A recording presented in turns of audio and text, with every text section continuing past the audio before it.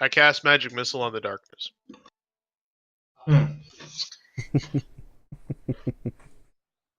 Good luck with that, seeing as how you don't have magic missile. Welcome back, adventurers, to Out of the Abyss. Tristan, you have just gotten back to your cell after the very gruesome death of the orc Runt, which probably not the biggest missed character in your time. Nope. Granted, he was in a lot of pain before he went tumbling over the edge into that big nest of spiders. Very true.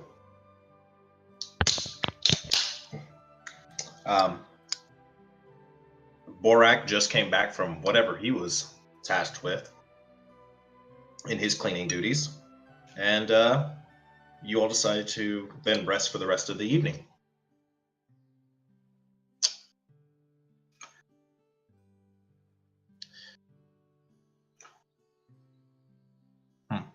And there we go. And you should still have the map up, correct? And we only got the picture, at least I did.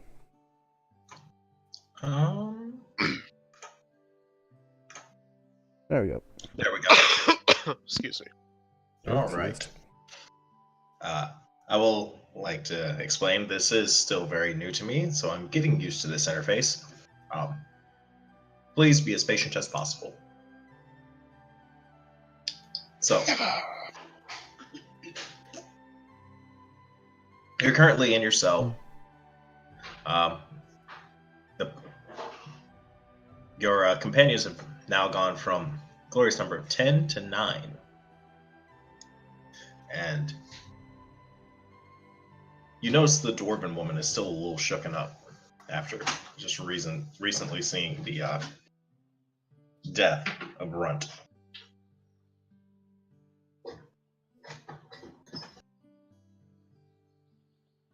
Do you do anything? All right. I have my character go over to the dwarf and try to comfort her as best as I can. All right. Roll a charisma for me.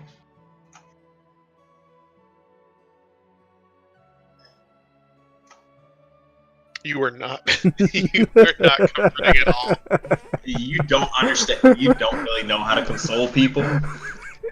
This is a kind of new concept to you. You're just like patting her on the head, just like it'll be okay. And she just looks at you with this very weird troubled look on her face.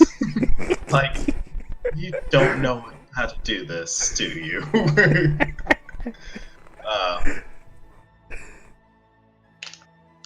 Well, I guess the rolls are not going to be with me tonight. You notice Borak just kind of rolls his eyes at you.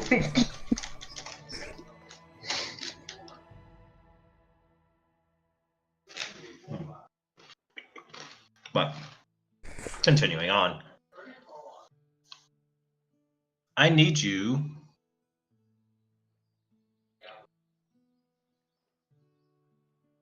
Perception? No, roll a wisdom check for me.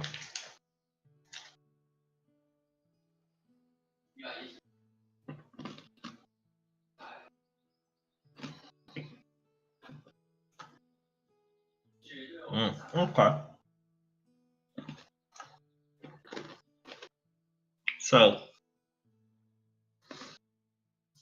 as you're sleeping at night, you have a very strange dream. There's some dark shadows that seem to move and reach out towards you as you wander through an endless maze of tunnels. Oily tentacles to brush up against you, while buzzing and howling rises in the distance. Wounds burst open in the clouds of spores and crawling masses of maggots and insects.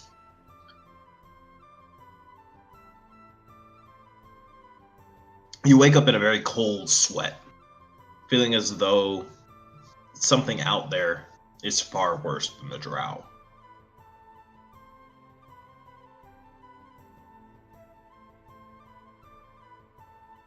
Lovely. You're the only one awake right now. Everyone else is still sleeping. And I can't really tell the time, so can I try to fall back asleep so I can maybe catch up on a few more Z's? You managed to get some more sleep.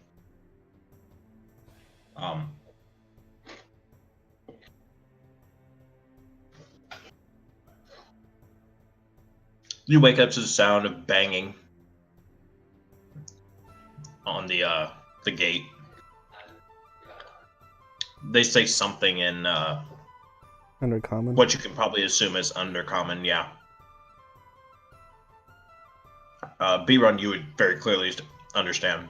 They say it's time for chow.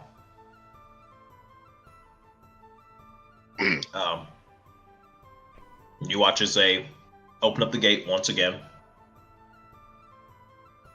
and they slip out partial of some foods. Pretty much, this time it's more of like a pot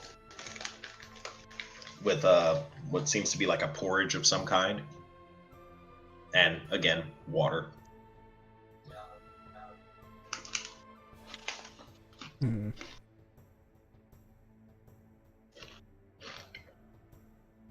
Borak takes the lead again, getting first meal once again.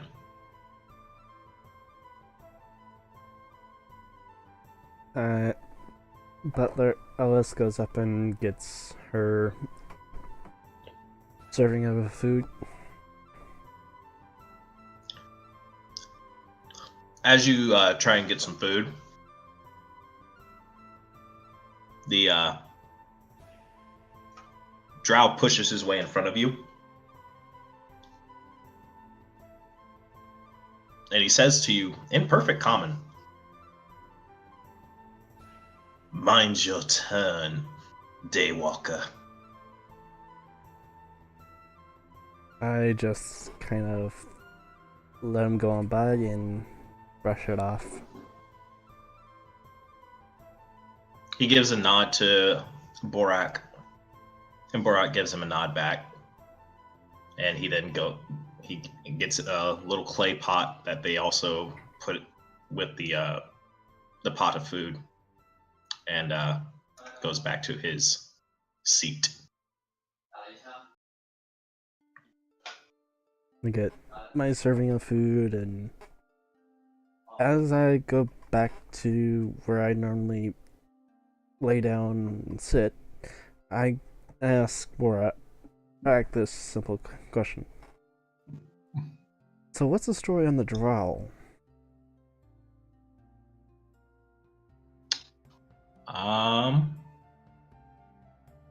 Biron, would you like me to still do his voice and you just play the character? You go for it. I'll just play the character. Okay. I'm picking spells and cantrips because he doesn't have any, so. Oh yeah, no, I forgot to do those. Kind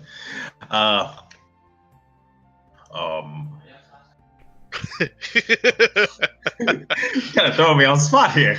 Oh dear lord, here. I don't drow. What? Okay. Oh, him? That's Sereth. And you hear the drow go, "The name is Sereth Kazkaret." Okay. If you're going to say my name, you say it in full. As I was saying, Sereth. Apparently he used to be some type of well-renowned drow around here. And apparently he killed a couple of people. So they tossed him in here with us. I look at the drow, then look it back at Borak and nod and basically go on my way.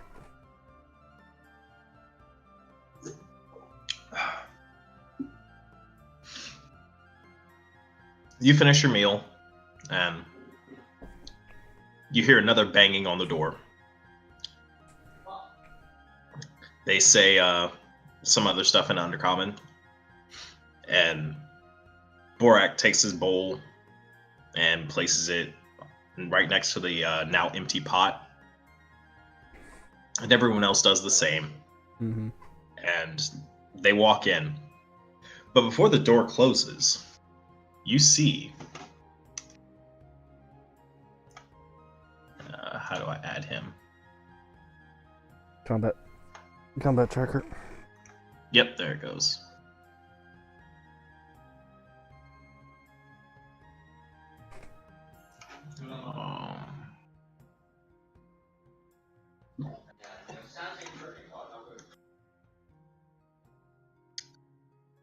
A Tiefling? half-elven male, correct? No. I thought I said male.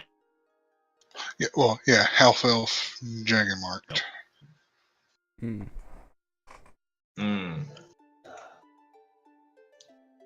Well. Still half elf. I don't know if they know that you're dragon marked. Does it actually show physically on you that you are dragon marked? Not exactly sure. It'd probably be something that's only noticeable by a dragon. Yeah, because it's not saying whether or not there's like an outside appearance of it. I'm going to say probably no. There's probably nothing that actually.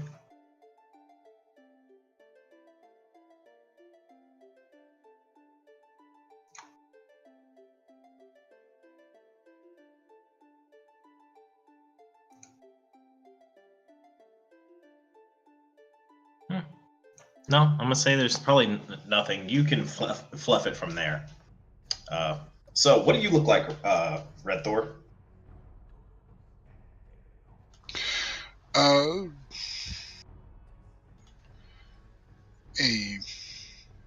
6 foot tall half elf with bright red hair, about 215 to 220 pounds.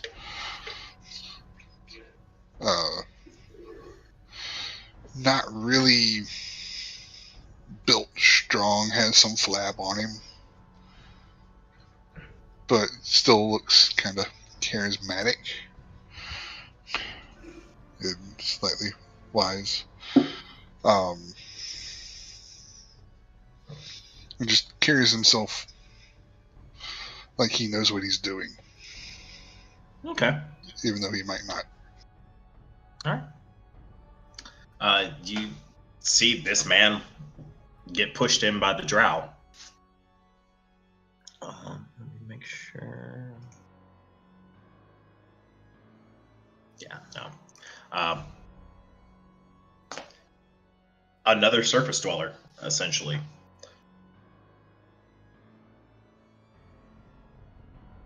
How do you react from here?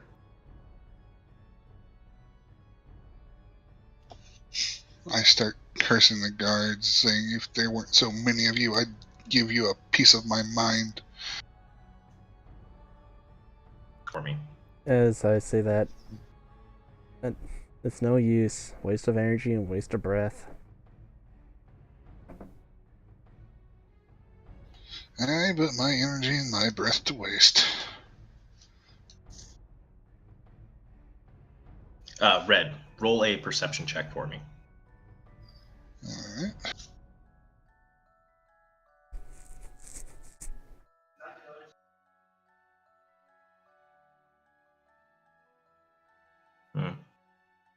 I see nothing. As you were brought into this prison, you were too focused on cursing at the guards and making as much problem as like you went dead fish on them and just were cursing at any every single word in Elvish that you could at them. Sounds about right. But other than that, you just showed up in the cell.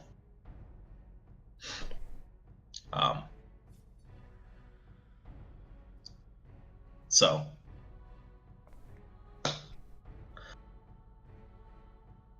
do you have anything you'd like to say to each other?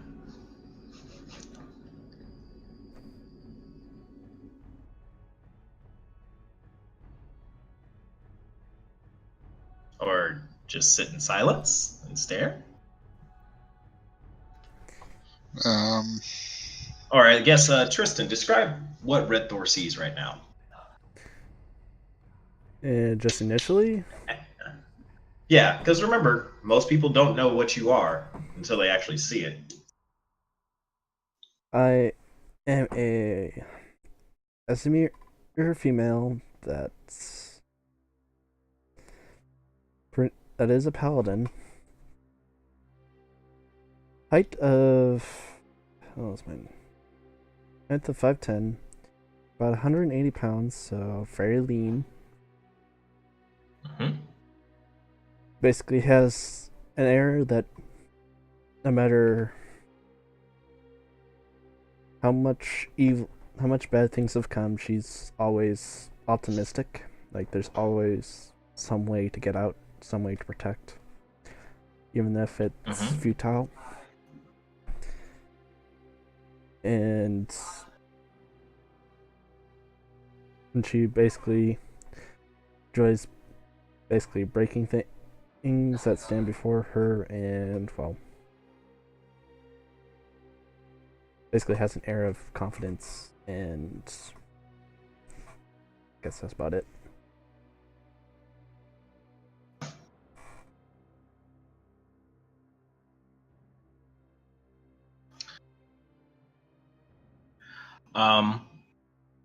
You watch as Borath kind of looks down at you and he's like, fresh blood. Do you have a name, boy? This is a 7'10" Minotaur talking to you right now, Red.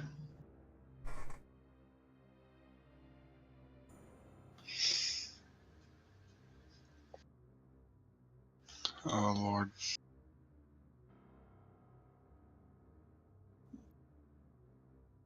He seems polite, honestly. Like, even though he looks monstrous, he doesn't look like he poses you any harm. As Borak says that, I pipe up. Don't worry about Borak, he's not the one that you would have had to basically watch out for. I say, oh, is that? So the one I had to look out for, was he the reason I heard a loud scream earlier? And lots of thuds? Yes. I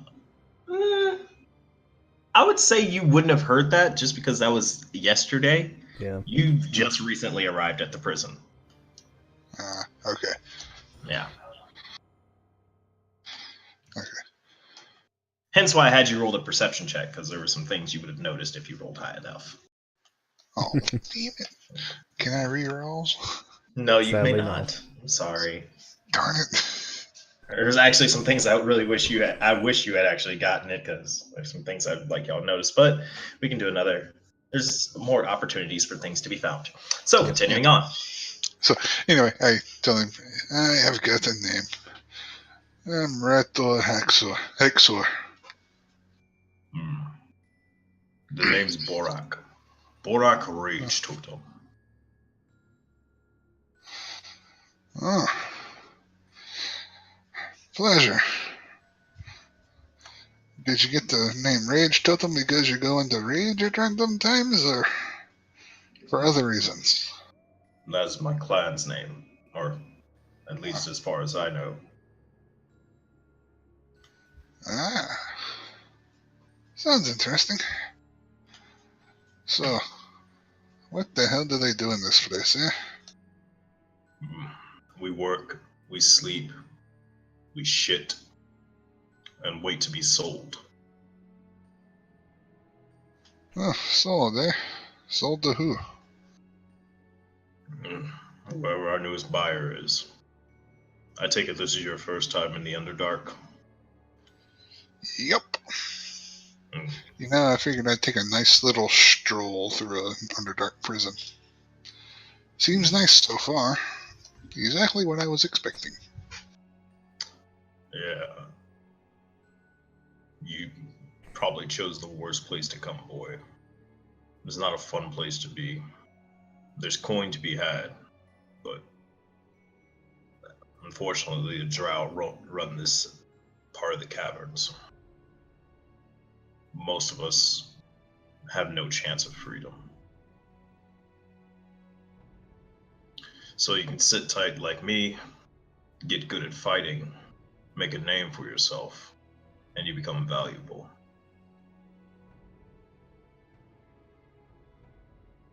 Or you can end up working in some mines.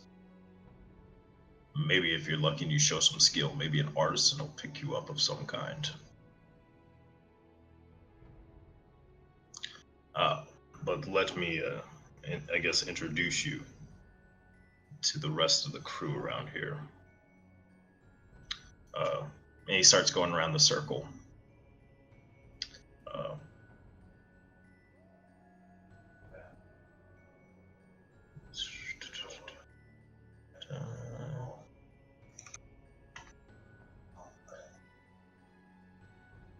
um, to my, he points to his left, so I'm going around the circle. That's Bupido. Sometimes he doesn't stop talking. That over there is Prince. He raises his hands and does air quotes, Prince Durandil. Alright, so looking at the map, going to the right of Borak? Yeah, I'm going around the clock essentially. Okay. So, what was the first person's name? Bupido. Bupido? Mhm. Bupido. Buppido. Okay. And then Prince Darendil? Yes. It's not. Prince Darandil is a quaggoth. So basically, think a cat and a gorilla mixed together.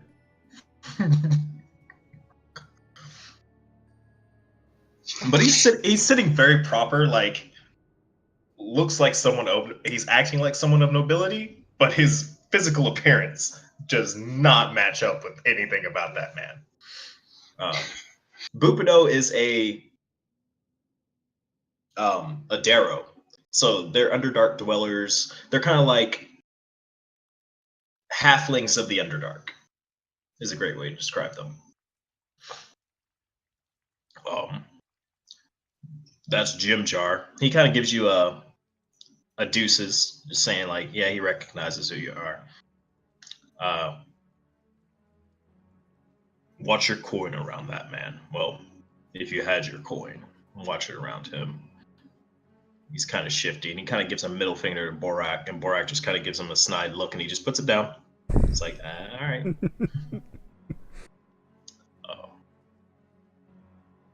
Eldrith? And she nods her head. Eldrith Feldrum. Hello, dearie. Sorry you found your place in this hellhole. And she is a dwarf.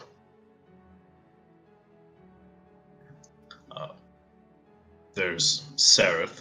Sereth Kazkarit. Sereth. And he's a drow like the people who brought you in here.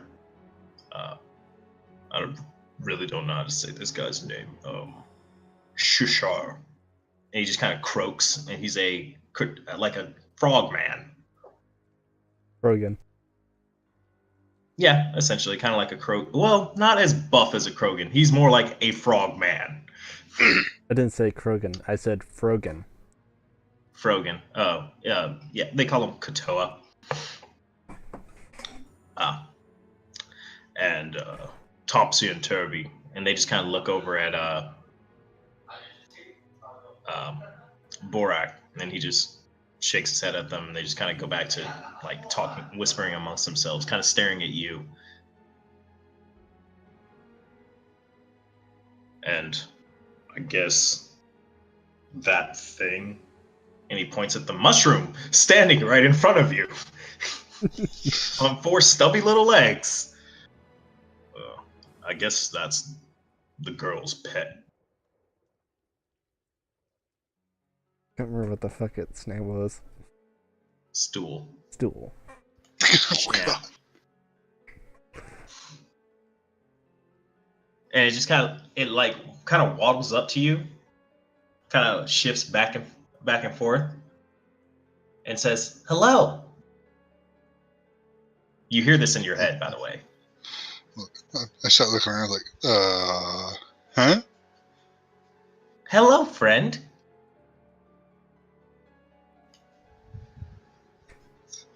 Either this shroom thing is speaking to me in my head, or the voices have finally woken up. It's talking to you in your head. Stool is Huh. talking to you. Borak kind of raises an eyebrow. Voices? Well, of course. The only way you can have an intelligent conversation sometimes. Oh god, another crazy one. I wouldn't say crazy. Rubido, you and this one should get along very well. I wouldn't say that. Look, Just sometimes they give me great ideas.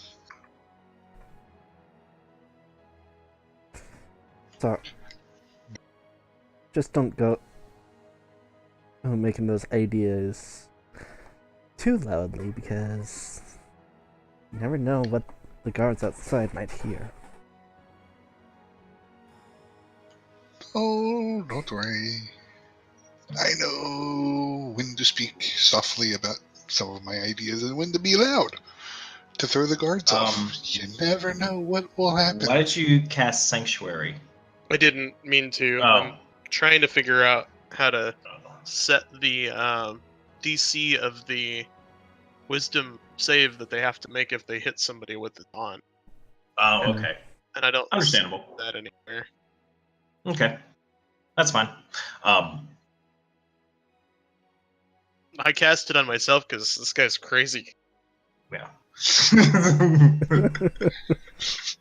Actually, you would not be wrong. Borak would probably think that. There's someone who says there's voices in his head. Now, see here, good Sir Borak. I'm tired of you talking to me as if I am insane. I told you multiple times that I am a prince from the surface, and unfortunately my kingdom was taken away by a foul sorceress who cursed me with this insufferable appearance.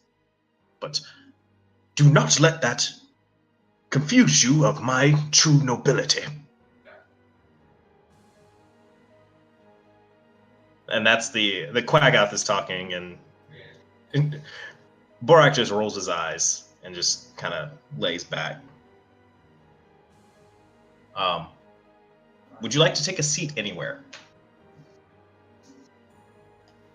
Yeah, I go there, get out the door. Yeah. Kind of looking. Does the door have like a kind of a window? It does. Okay, I'm just kind of looking out the window, just kind of. All right, roll a perception for me.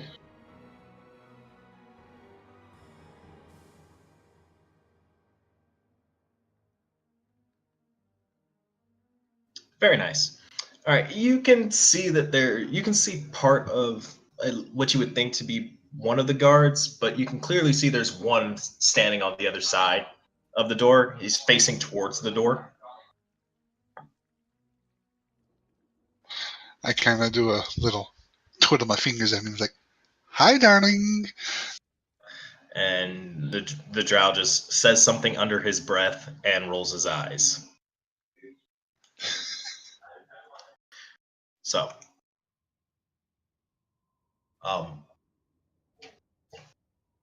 you hear another banging on the door, and the guards say something that you can't clearly understand.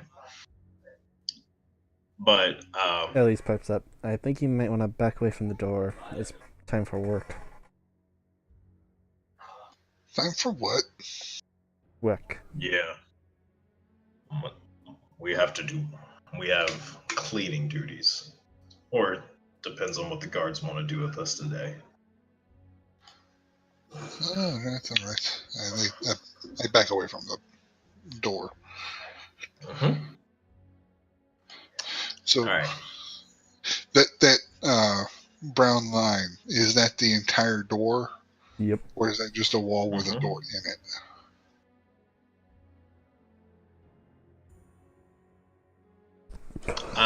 That is that right next to you.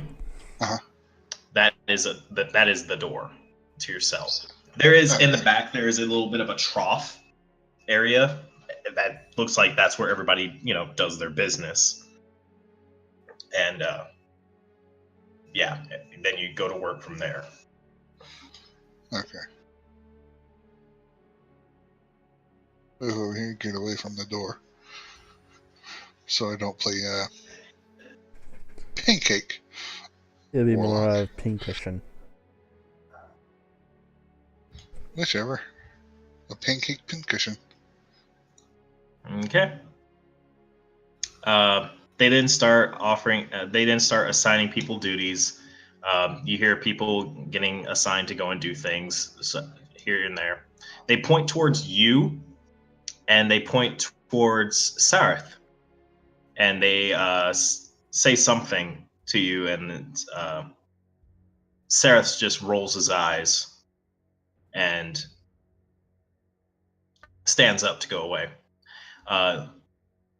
As you leave, Sareth walks up to me. He's like, "Apparently, we've been assigned to clean the shrine to Loth." Oh, goody. Sounds ravishing. So,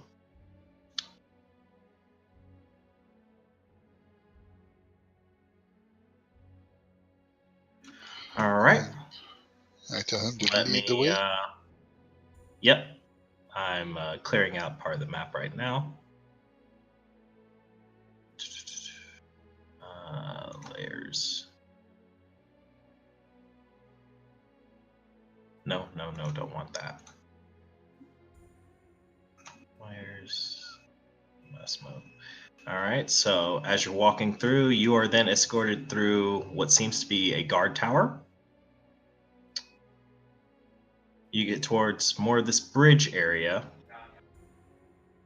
and then you encounter the Shrine to Aloth. A guard stands at the door, cleaning, as watching as you clean, just to make sure that there's nothing going on.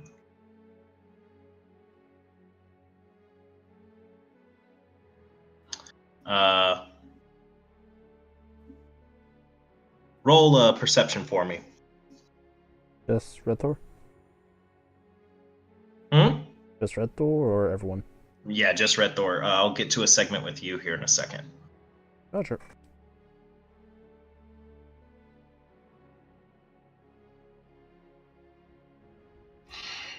Uh-huh.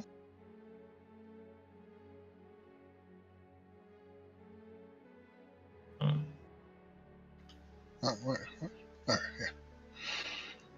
yeah. Okay. All right, you see a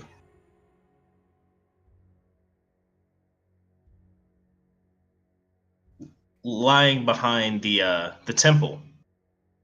You see a drow female. laying in the behind the temple.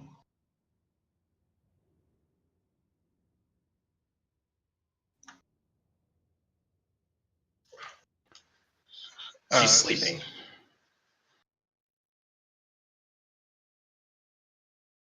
Like, there's a giant statue to a giant, what seems to be a drow female, and behind that statue, she is sleeping. Does she look to be in garbs of like a priestess? Anything like She that? does.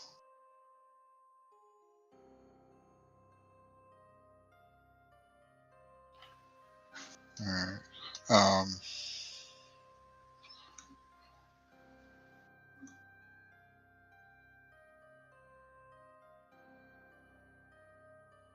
Oh, no, I did want to make that an actual encounter.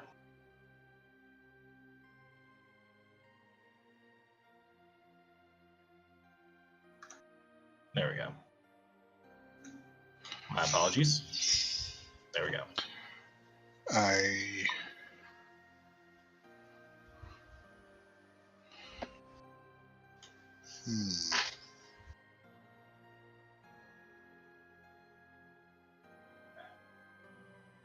Do you say anything to her? Or are you just going to leave her there?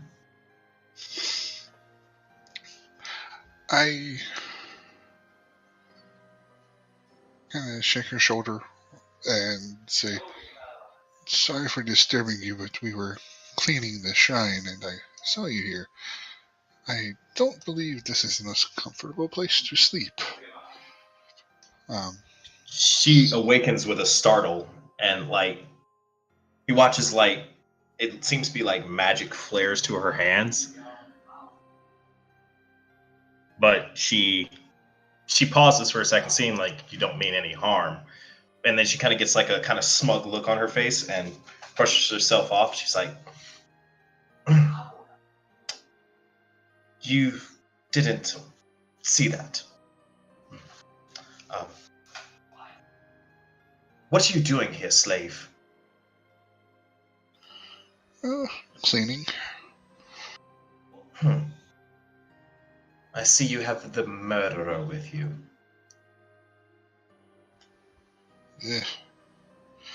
No idea what he is. I just got thrown into the cell earlier this morning. Well, know your place and continue cleaning. Aye. And as you see her walk through the door, and Sareth gives her like an evil look.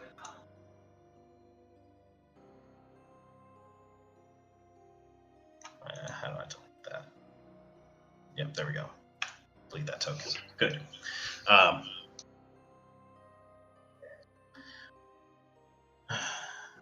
There's one thing I cannot suffer about my people. We're all stuck up.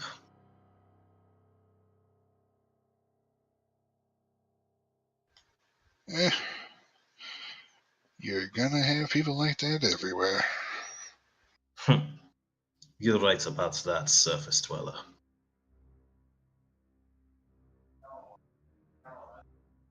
I see you have the same ancestral bloodline as the rest of us. How did you even find yourself here? Good question. Next question, because I don't remember.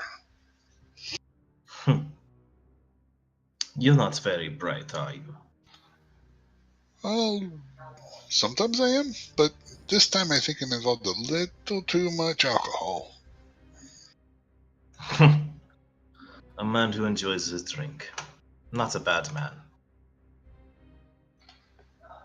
Yes, but usually I enjoyed it in moderation. This time, well, I think I decided to see how many bottles I could drink before I died.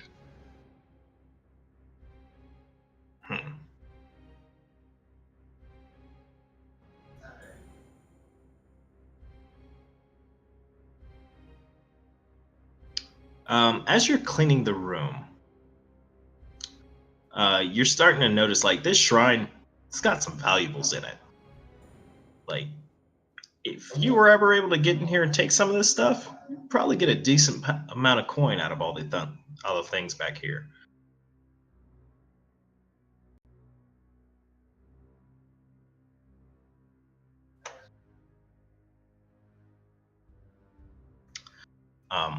But as you keep cleaning, Sareth looks over to you. Question. Would you be willing to get out of this place if you could? Who wouldn't? Good to know. So, I know that there should be a supply patrol for Menzo Baranzen coming here eventually. They're a few days overdue, which is slightly unusual. But the guard is light here. There's only about 19 of them here. Now, there's one drow. His name is Shore. He used to be the top dog of the priestess. Unfortunately, he got hurt in a excursion to round up further individuals as yourself. And unfortunately, he did not keep his dashing looks. So he was demoted. Now, Ilvara has a new little bed buddy. His name is Jorlan. I'm thinking if we can find some way to contact this Shore, he might want to stick it to the crown of that insufferable bitch. If we can convince him to assist us with an escape, we could probably promise him his life, and we could get out of this insufferable place.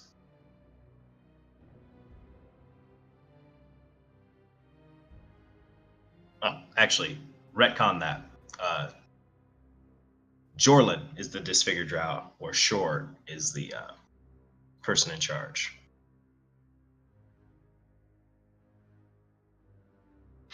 Okay. So what do you think?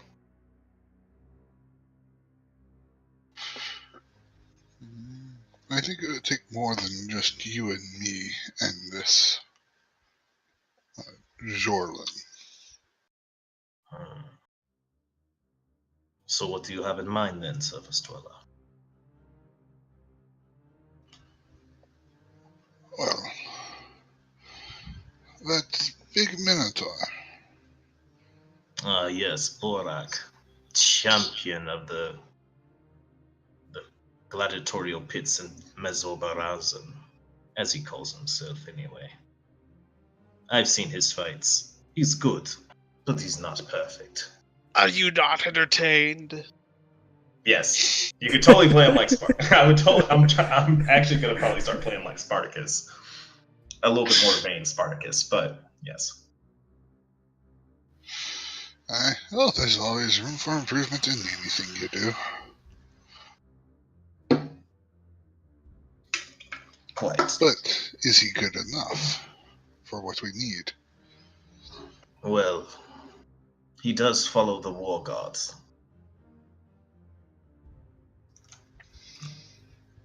Tempest. And I've seen him channel his divinity a couple of times in the pits. He's not weak by any means. He would probably be a good hand. I mean, we could probably easily convince him to assist us. Good to know. What do you know of the other paladin? Oh, so she's a paladin. She just looks like another surface-dwelling human to me. I get a slight feeling off of her about that, like that. Have you seen her fight? She's only been here a couple of days longer than you, boy. Ah.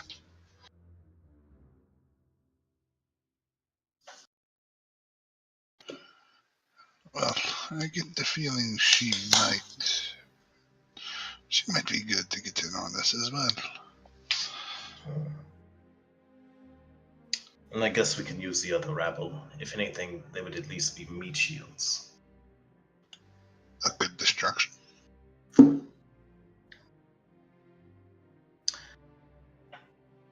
Now, if I know them, and I've spent some time in these pits myself, at least on guard duty, most of these places are laid out the same.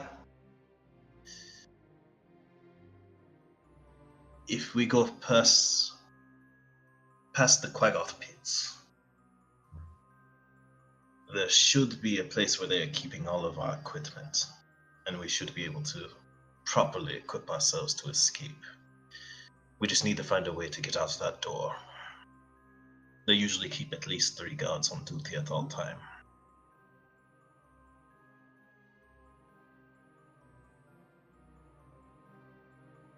But it's good to know that you're in on this.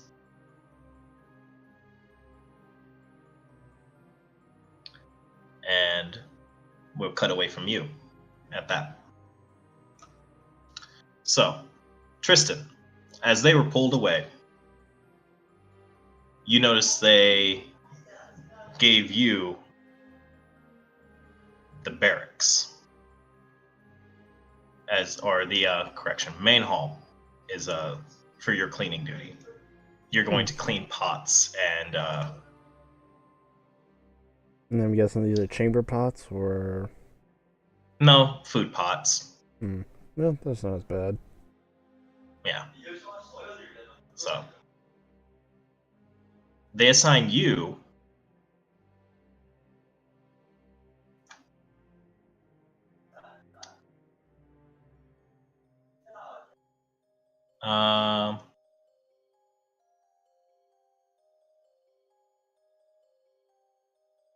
Bupido and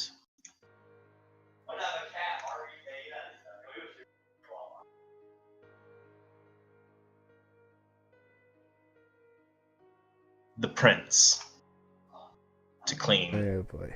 pots. This is gonna be fun.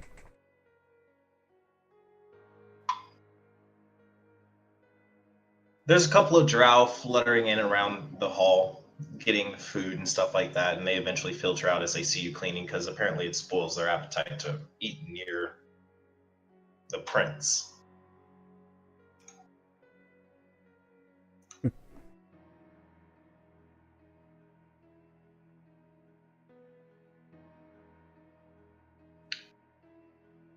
So, as you're cleaning, you watch as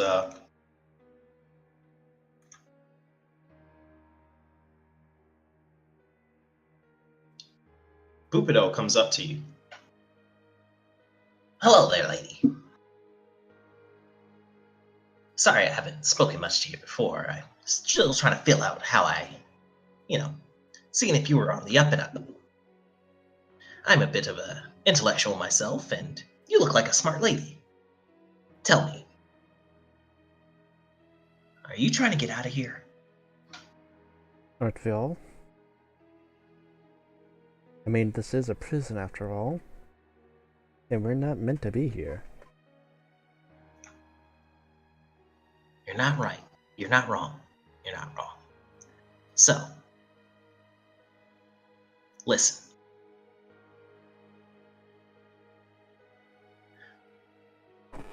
I'm gonna need you to tell me.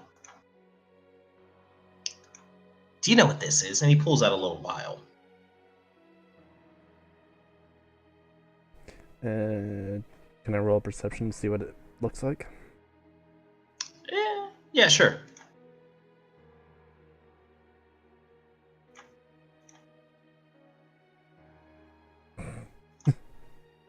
I can't tell I can't really tell what the hell it is.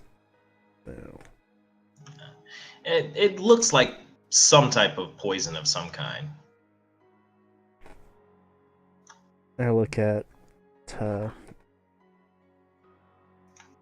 what is his name again? Bublik? Or Bupido. Bupido? Look at Bupido and I go, I'm guessing poison? Ah, I knew you were a smart cookie. So, listen. I'm really not supposed to be here. I still have a part of the divine plan that I'm supposed to be facilitating. Now, I know that you're a smart lady. Now, this is a little bit of that drow poison that they use to kind of make sure that we stay unconscious if we ever get out of line. So, what I'm going to need you to assist me with is, so what we're going to do is, you see these pots we're supposed to be cleaning for the food? We're going to slip a little of that in so that when the time comes, like let's say they eat their next meal, we're going to, they'll be, most of them, at least hopefully, will be unconscious. It should make it easier for us to kind of break out here. But if we're in our cell, how do we get out since it's locked? Well, see, that's where that one comes in handy. And he points over to Prince Gareth. See, don't let him fool you. He's not a prince. That's a quack-off if I've ever seen one, and I've seen a lot of quack-offs. In fact, if you go to the back of the prison, there's an entire cell full of them. Now, So what we're gonna do? Are they that sought after, I'm guessing? They're worker class. They're essentially Slave labor. they're not slaves, but they're trust me, the drow think much better than they think of us. Don't let them fool you. But they're still way beneath the drow. So what we're gonna do is we're gonna get that guy over there. We're gonna get him mean and angry, and we're gonna use him and that bull guy, and they're gonna try and bash down that door. Now, see, and if the guards are still at the door, they're gonna try and attack them first. And in the scuffle, we sneak out.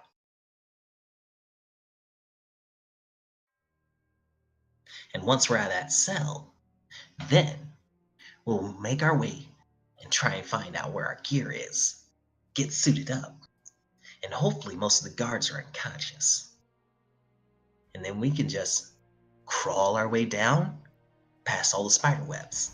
Now I know what you're thinking. Those spiders, they're gonna try and kill us the second we try and go down there. Now, what I do know is there is a lift that goes down away from the spider webs. If we can get to that, and then we cause a distraction by breaking out those quack-offs. Now, my question they're is probably to going you. to cause a... How do you know all this? How do you know all this? Listen. I'm trying to be the one to be helping us, alright? Alright? I'm your friend. Bubido's your best friend. Okay? The other guys? I see you've been talking to that Borak. I wouldn't trust him. You know he kills people for a living? How barbaric. I'm a paladin. I kill evil for a living. Am I much different than him? See, you're killing for a cause. I kill things for a living. You're killing for a cause. You're doing good. You're trying to solve the problems of the world. Oh, good. Admirable. You're fighting for applicable. Thank you. Applicable thing to be trying to strive for. That's good. You're trying to right the world. I'm 100% behind you on that. There's a little bit too much evil in this world. But that guy, he'd kill you if the price was right. That's what he does. He's a gladiator. So I wouldn't trust him. But we're all the ones that we can trust, since we're the only ones in that cell. So... Yeah, that might be true. Okay? But look, not everybody in that cell's your friend. Okay? Trust me, if any of us were really good enough, none of us would have gotten captured. Alright? Personally, I just encountered a little setback. They caught me while I was sleeping. So you and I ended Trust up me, they here the caught same way.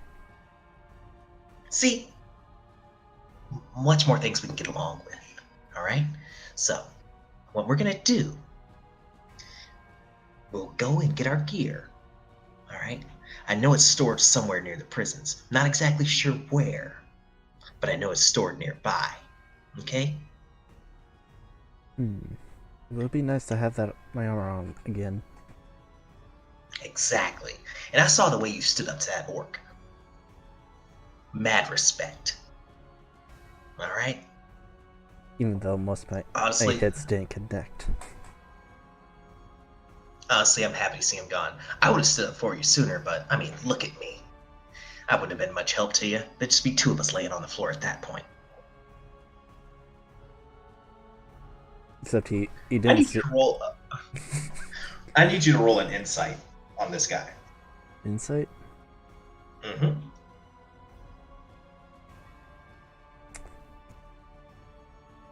Even with that roll, you know he's a sleazy motherfucker. Ooh. Let's see. Let's see if This ain't good. it might be. It might be. Let me see if I can.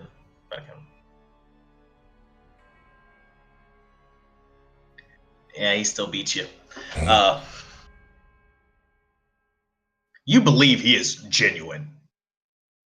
Like, he may seem a little bit rough around the edges, but he seems like a really genuine guy. He looks like he's trying to help.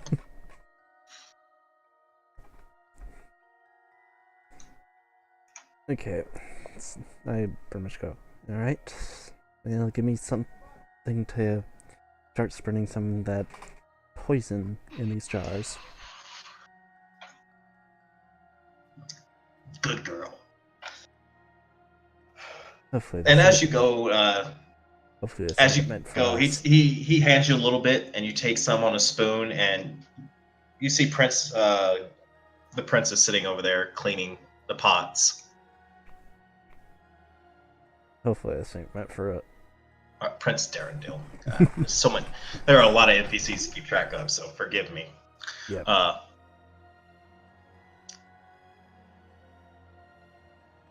As you're doing that, he's sitting there cleaning the pots with a rag.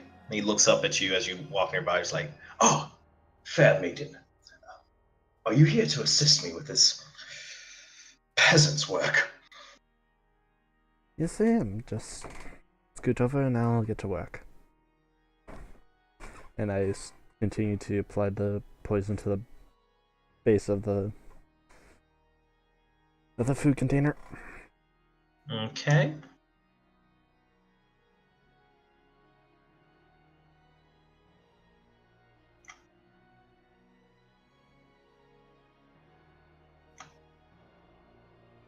Roll a sleight of hand for me.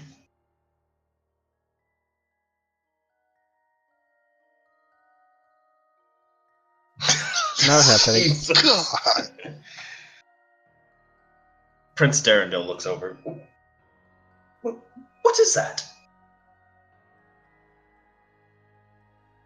I go, I have something for the food to taste a little bit better.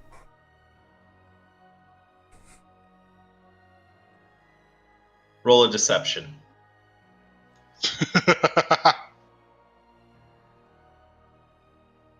God, this thing looks kind of laggy. Okay, all right. Let's see.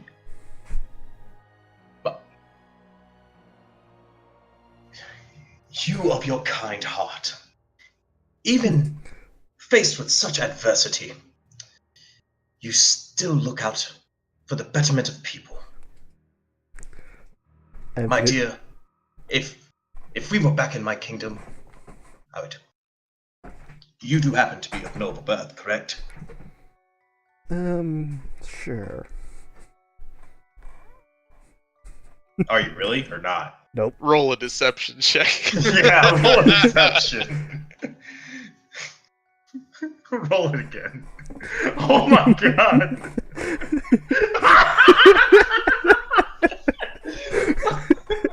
Okay, yes. You just elevated your position in the upper world. Okay. Although you're a paladin, would you do that? Would you lie? I don't know what. Like, And are in you, the first night, our paladin becomes an anti-paladin. yeah. I mean, he didn't really. Oh yeah, he's like, yeah, sure. I'm a noble, I guess. The gods will remember this. Well, I mean, you act nobly. Maybe you're not a noble, but yeah. so Exactly. you have noble blood. I mean, sort of. Even though I have the god. I mean, he very blood of a much god. does have. Yeah, he has the bloodline of a god. So, my lady, if we ever get back to my kingdom, I would like to elevate you to. I would give you proper compensation. I might even recommend you to be married to one of my siblings. Such a kind heart would do great things, especially if I could remove myself of this curse.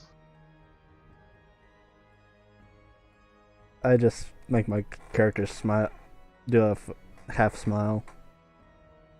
It's like, I don't know what I dug myself into. But Just smile and nod. I hope you die during the escape.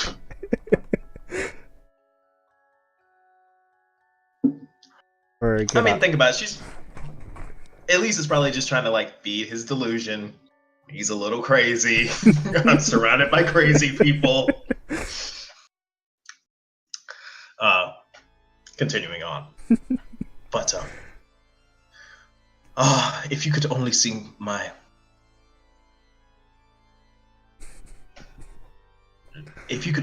glorious Norelden vein, you would love it there. It's a beautiful kingdom. Green forest as far as the eye can see. Happy people everywhere. Even the peasants. I mean, they're not as well off as the rest of us, but they live comfortably. As he's talking, I look over my shoulder and I think you missed a spot. Oh. Good eye, girl. Good eye. He goes back to cleaning. Why don't you give him some of the stuff you're supposed to be putting on the pots? You already convinced him it makes stuff taste better. Exactly. He's like, you could do. Okay, I give him a spoonful of the stuff. He's like, oh, so what am I supposed to do with this? Just wipe it into the pot? Yeah. Just wipe it around. Wipe it around, and continue on. Well, quite then. He starts smearing the poison in the pots, not knowing any better. I can't believe I fucking... Poor guy. I can't believe I fucking deceived him. You didn't even really deceive him. You just... Well, I mean, yeah, you did deceive him. This is the first time I've seen a lawful paladin lie, not trying to be malicious. Just like, yeah, sure, whatever. Just put these poison in here. Yeah, I'm a good person, I swear. Well, All my rolls have been all in the pursuit of smiting evil.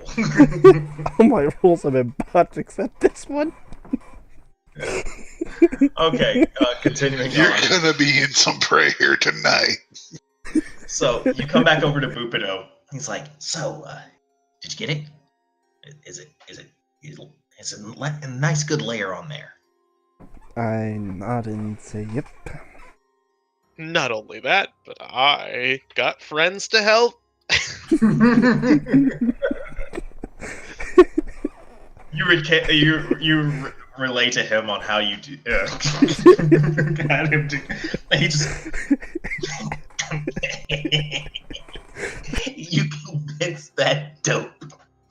You know what, girl? It's gonna be a beautiful friendship, all right?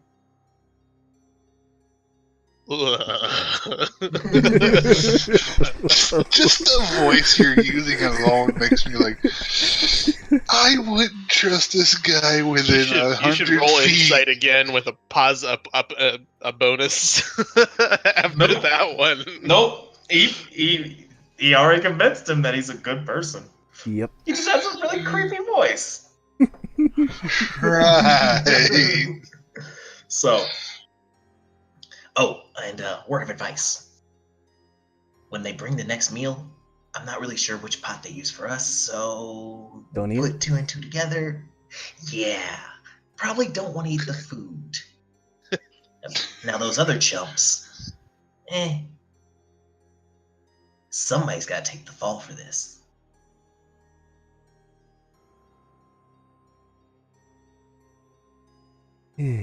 But at least you and I'll be okay.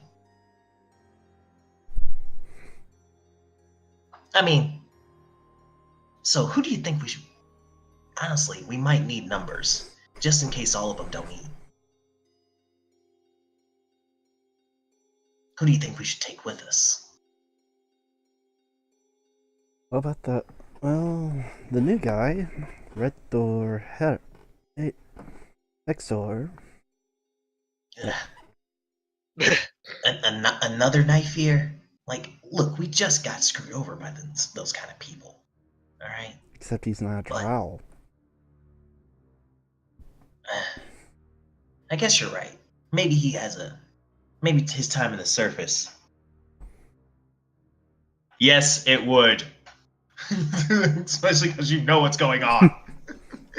But even if it's like, I could put it in my backstory that I'm always paranoid about that. Like, come on. Alright, yeah, because you haven't eaten a meal here. Yeah, I guess, yeah, you could be like... you could try and cast Detect Magic on the food. Once mealtime comes around.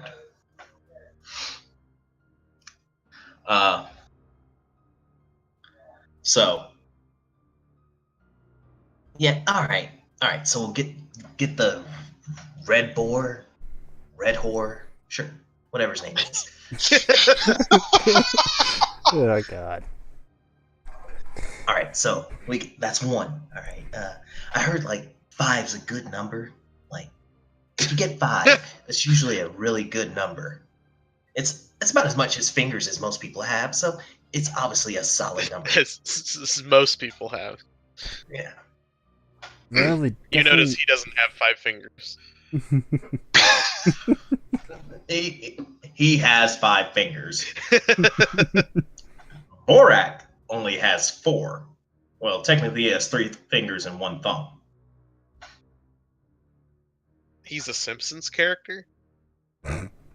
No, he just only has 3 fingers. He's a centaur. Or he's a minotaur. Yeah. Well, Mentor. he's not the same humanoid as other people are. He can still operate things. Mm-hmm. We're still gonna need muscle, so...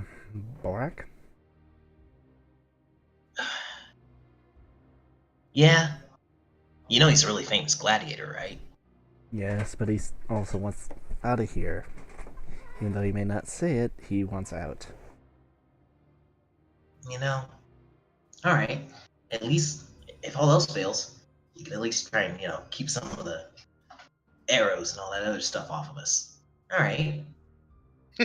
This guy is great. We're gonna need someone Worst that... case scenario, he'll be a bullet sponge. We're gonna need someone that knows... Borak, use this as a shield. We're gonna need someone that knows the layout, so what about that imprisoned drow? You're not wrong.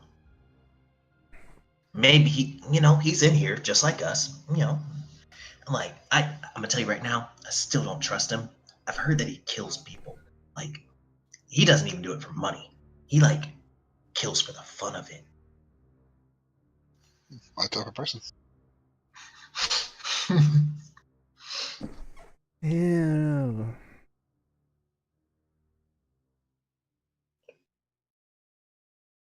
What about what about the dwarf? Really? I mean, why? I mean, she could be useful. Yeah, she could be. She could I think also you be a should liability. take the telepathic mushroom. That sounds like a winner.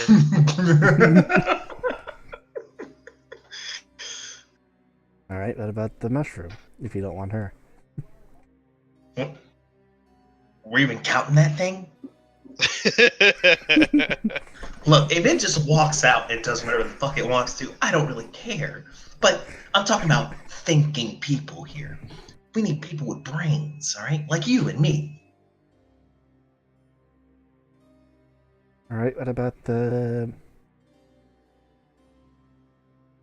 What about... what's that one sitting towards the... Still to the right, left of Borak? The purpled one. You mean Jim Jar. You know, honestly, I like him. He's an upstanding guy like us. Now, I wouldn't leave my money around him, okay? But would he be able to But- kill something? You know, I'm not sure, but I think he might. I haven't seen him do much. I've been assigned to work duty with him a couple of times, and he seems pretty handy. We might be able to get some work out of him.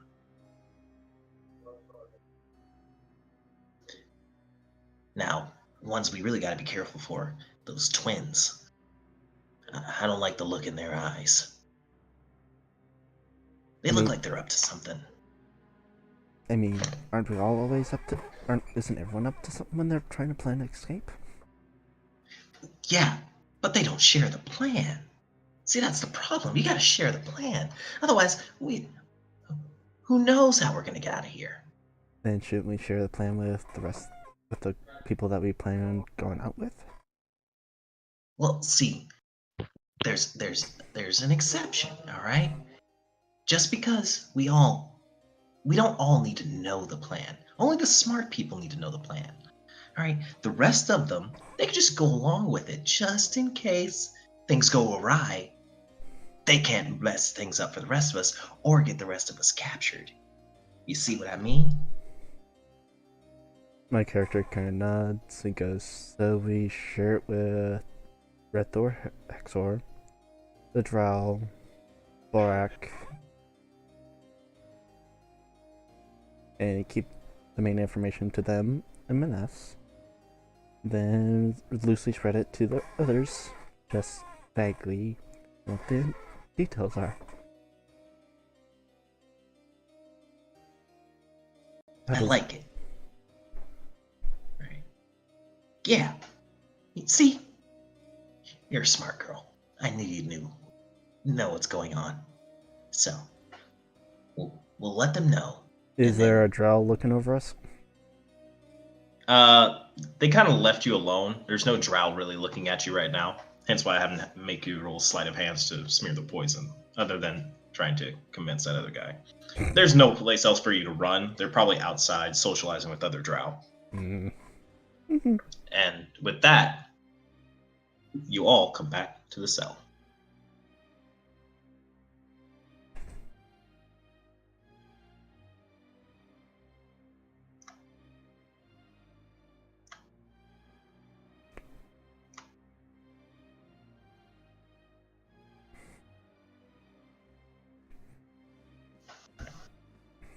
As you walk back into the cell, you see Stool. He just waddles over to you again and kind of like puts his head, and it feels like like a weird fleshy plant rubbing up against your leg. And he's like, Welcome back, friend. I kind of say in a low voice, thank you. I like you. You're so nice to me. I go, still, just stay over here for a little bit. I need to go talk to a few people. Oh, okay. We're still friends though, right? Yes, we are. Yay! I go over to Red Thor and Bark and kind of usher them to kind of bring their ears in closer so I can tell them something. Okay, Borak lowers his head to you. What do you want, girl? Whatever you do tomorrow when they give us food, do not eat the food. What did you do? Spice up the food a little bit.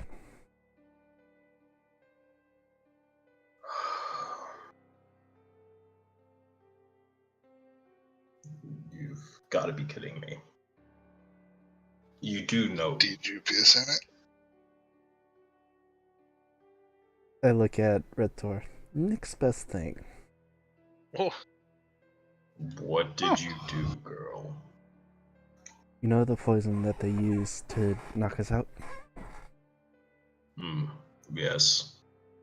Mirrored a They little. usually only Mirrored some of that in the bottom of the reservoirs that they use for food.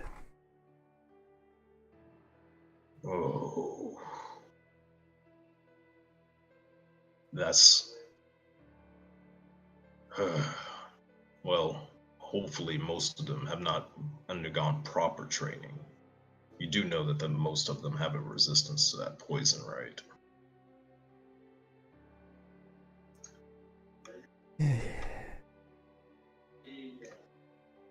That looks like Alright. You seem like a pretty upstanding girl. I'm assuming that's not your idea. nope.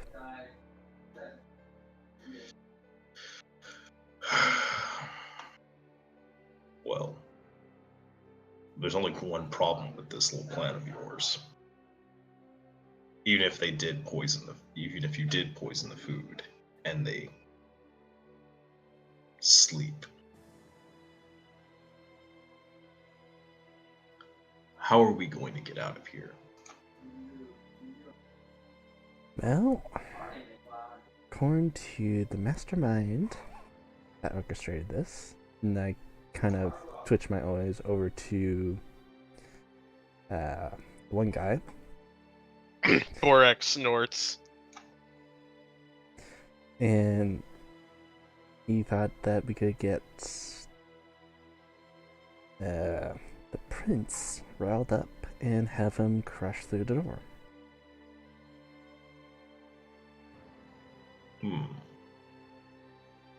Alright. Well.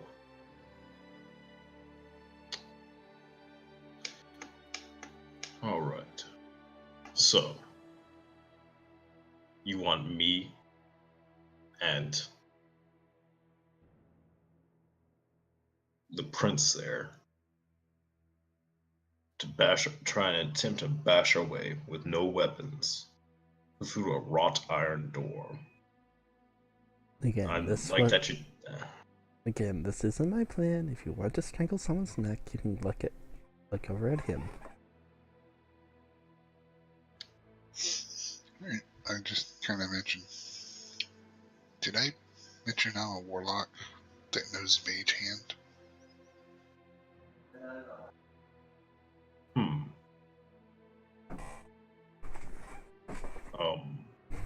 Look above your head.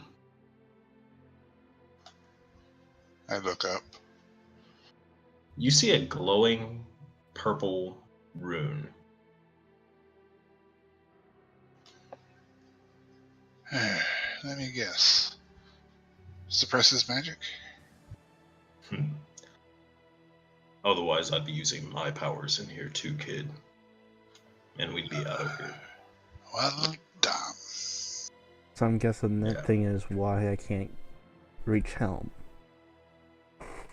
Most likely.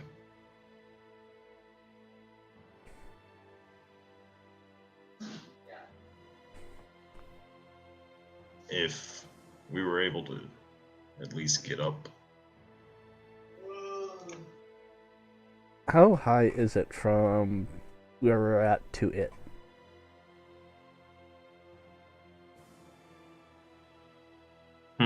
How high up is that object comparative to us? It's pretty far. Like, 30 you feet? might be able to reach it if you were standing on Borak's shoulders, but even then, all you have is like your hands. Is it You like probably couldn't do anything to suspended up? deface it. Is it suspended up No, there? no, or- it's like inlaid. It's like inlaid, carved inside the stone.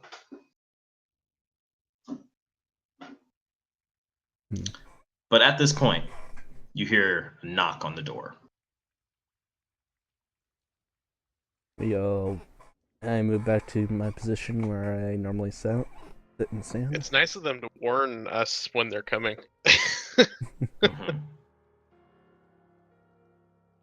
Mhm. Yeah. Yeah. Quick, everyone, get back to your positions! Nothing was happening in here.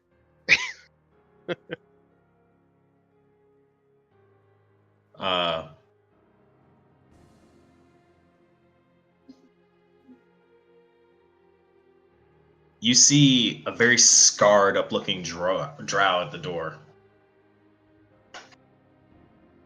And the other drow, he's like kind of shooing the other drow away. He's like saying like, "I got this," is what you can tell by his posture. And there's like, they laugh at him and say some words, and he just kind of looks down at the, he's got like a bag of bread and some water, and he's just like, So he's kind of torqued off about the comments, I'm guessing. yes. And he just opens the door. And he as he's setting down the bread, he looks you dead in the eye. If I could give you a means to escape from here, would you take it? And who is he looking at? He's looking at you. I look at Red Thor, Hexor, and Borak, then I look back at him, and I nod. All right. And you watch as he like slips and he kind of looks around his back. Like the other guards are just kind of standing there, like joking at each other and stuff like this. And he pulls out a key. And he looks you dead in the eye, and he stuffs it inside one of the loaves of bread.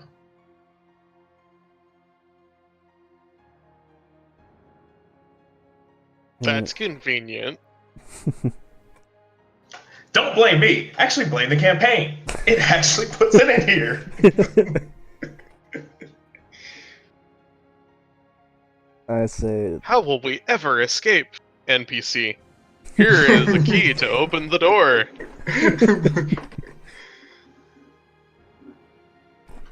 It's dangerous out there. Take this. Yes. Red Thor, you might be able to kind of put two and two together. That scarred up drow that Sareth was talking about. This looks like Jorlin. I kind of look over at him and catch his eye and point to him and raise my eyebrow in an inquisitive manner. Like, is this who we needed to get in touch with? Sareth just kind of like looks over and he's like, gives you a nod. And I just nod back like, all right. I'm tired of Shore. And honestly, he's in charge of prisoner custody. Anything to make him lose face is a benefit for me. I also don't care about Elvira anymore. She cast me aside over one failed mission.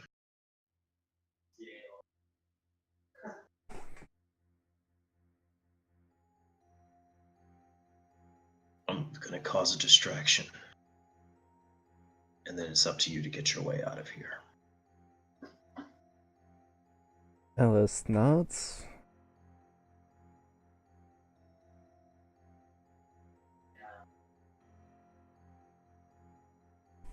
So, what does he do after being acknowledged?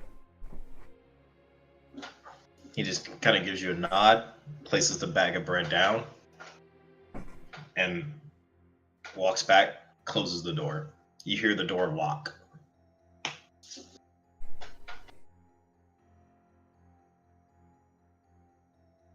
So, is it a dual side lock or is it a one-sided lock? Hmm? Can you unlock it from both sides, or? Yeah, there's a keyhole inside. Conveniently, I know.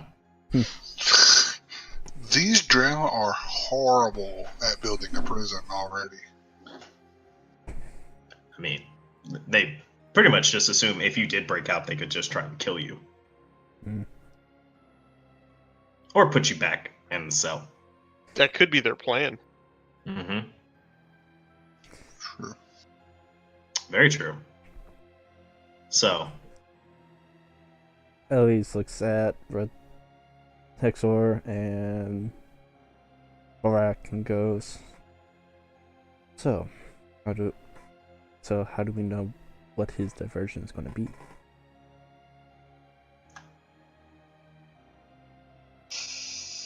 Oh, I'm sure we'll hear lots of screaming and yelling. Lots of running.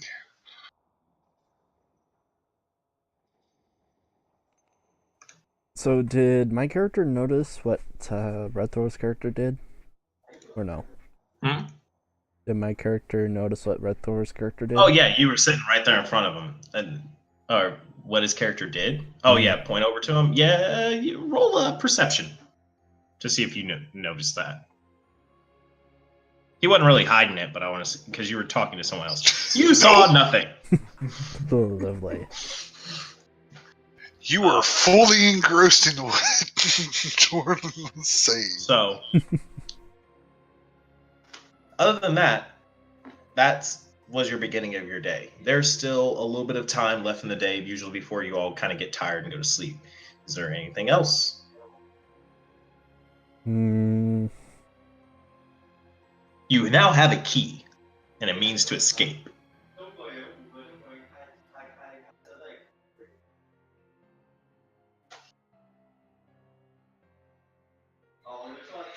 Oh, girl. We now have a way to get out. But we're not going to be very useful against a group of guards, even distracted. With just, well, you won't be. With just Well, you won't be.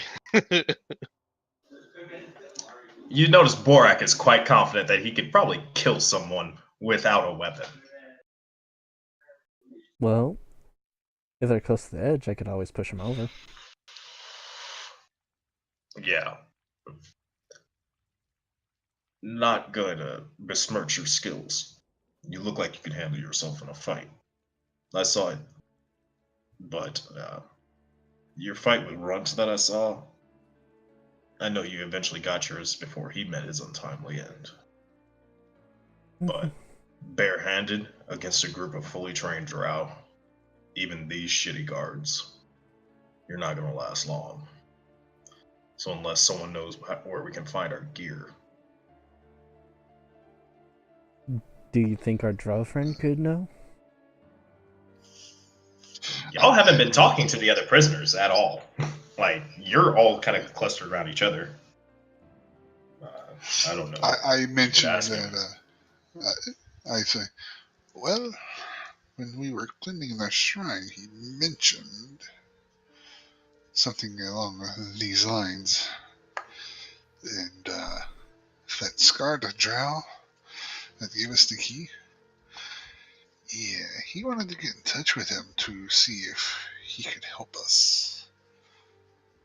Looks like we don't need to get in touch with him. But our murdering friend over there could possibly show us where our gear is. We might can help him get out and get some revenge as well. Never know. It could be fun.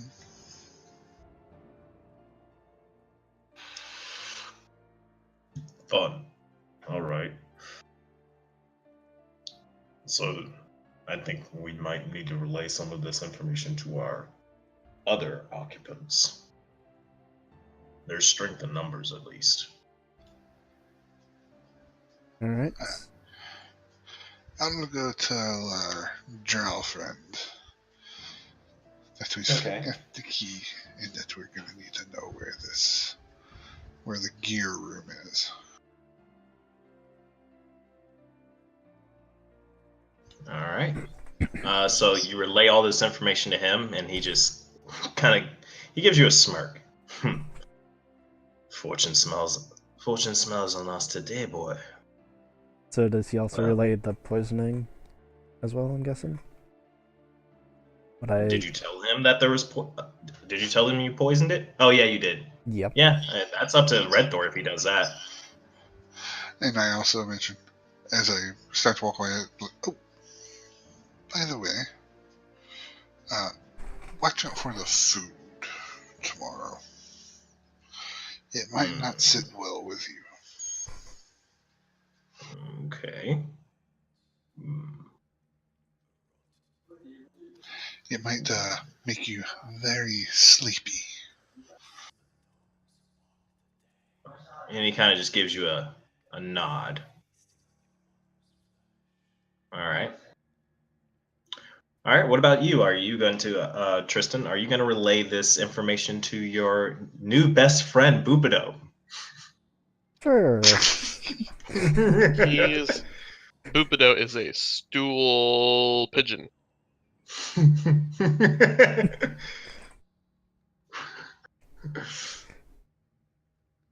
You relay this information to Bubido, and he kind of pats you on the shoulder.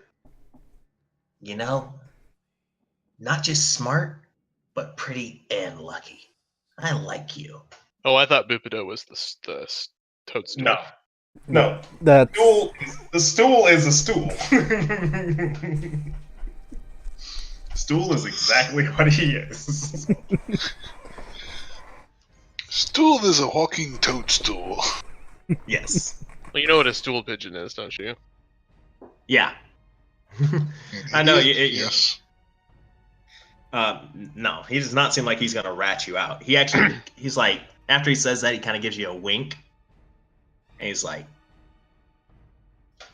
"So, when they change guard, I think would be our best time.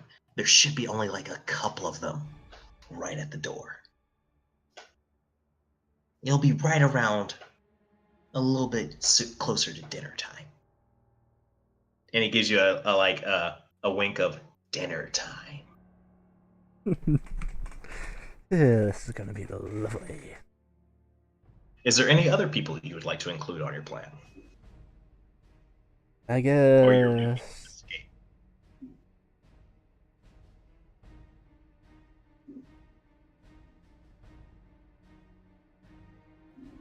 I guess I go.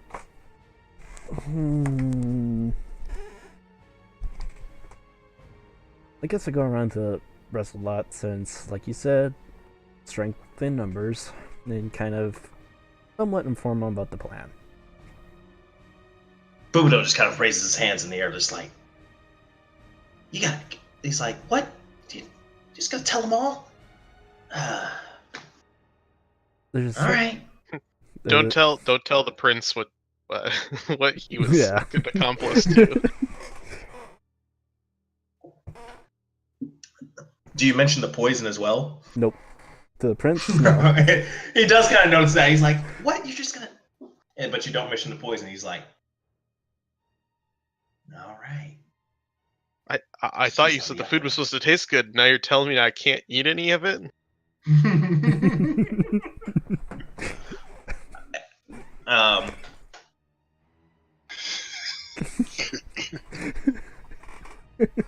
So as you're telling this information, Borak is helping to facilitate with some translation for the couple of party members who do not, your two party members that do not speak Common, because you only know Common, and what other language do you know? Celestial, I think. Yep, Celestial.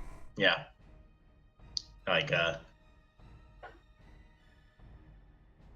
So he's facilitating all this, and then you all hear in your head,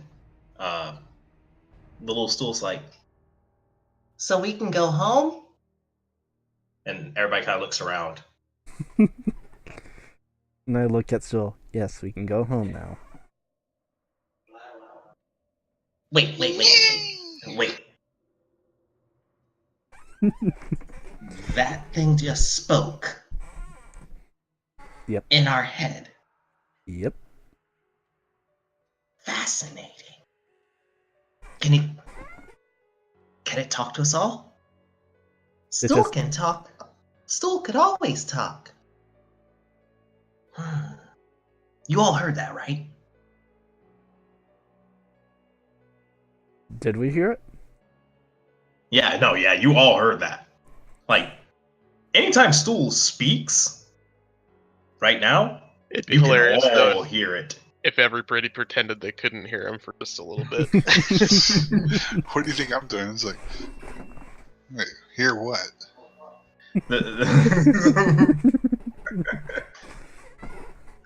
Fascinating. I've never heard of a talking plant. Nor have He I. just kind of like pokes it, and he's like, "Stop!" And he like kind of like shuffles around behind you. I don't. And and only you hear this, Tristan. I don't Right. trust him. He has bad thoughts.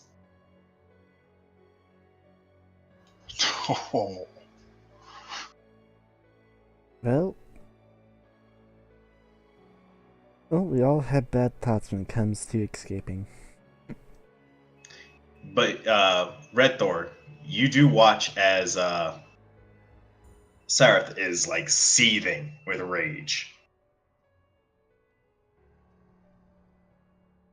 The Raul? And he looks like he's about to like strike Stool. I look over and I'm like, what's wrong? Tell that thing to stay out of my head. Oh, well, I'm sure if you ask it not to speak to you, he won't speak to you. That would be acknowledging it. And I suggest if you were smart, you would do the same.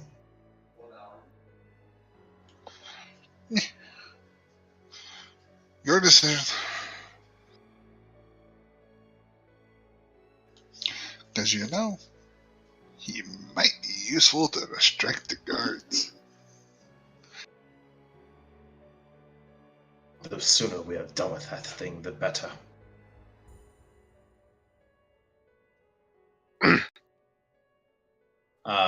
And then time progresses. The rest of the people in the cell are now included in your plan. The frog is elated at finally a means to escape.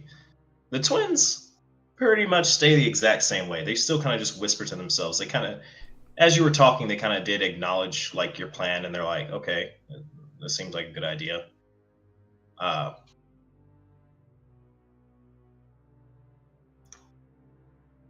Alright, well, let time pass on. As time passes,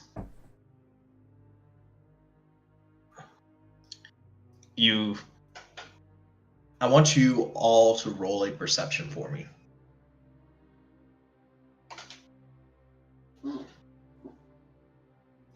Okay. Very good. All right. You all hear like, sounds like a buzzing sound. Like a high pitched buzz or like a bumblebee buzz? Like the sound of insects buzzing. As far as you know, there weren't any flies or anything out here. But it sounds like a very loud drone. It would be like, I wouldn't say as loud as a helicopter, but like it sounds like a hive of bees. A big hive of bees. Mm-hmm. And I go to the viewport and see what's going on. You suddenly see the guards run away. Like they run towards where the entranceway was. So You do hear some yelling, but like, it's in Drow, so it's like it sounds totally different from Undercommon. I look at the local drow and go, "Do you know what they're saying?" Seraph stands up. It sounds like this might be our chance to escape. The prison is under attack. I look at Red Thor and go, "Key?" I hand Elias the key. Let's get down to this place. I put the key into the socket and twist it in the direction for it to unlock. Okay. Does the door open? The door completely opens. Grab the key, hand it back to Red, and look at the drow to lead the way, since he knows his way around to this place. All right. He comes to the door. He looks left and right, and then he goes. He motions for you all to follow him, and he heads up towards the northern segment.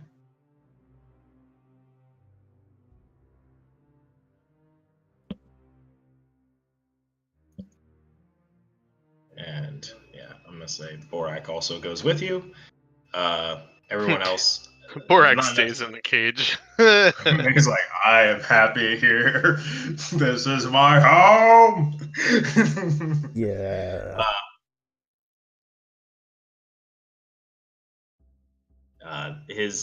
That is his.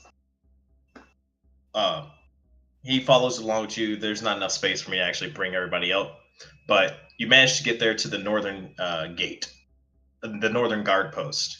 There's still no people here. You do hear the sounds of fighting behind you. Like it sounds like there is an engagement going on further inside the prison, or closer to where the entranceway is. Okay. The door, unfortunately, is locked. Kind of a door is it? It is a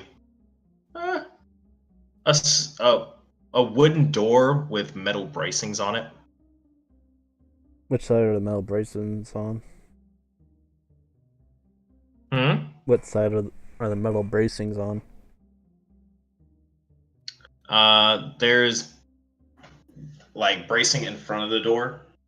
It's like looks like it's designed to reinforce it from entry. It is a guard post.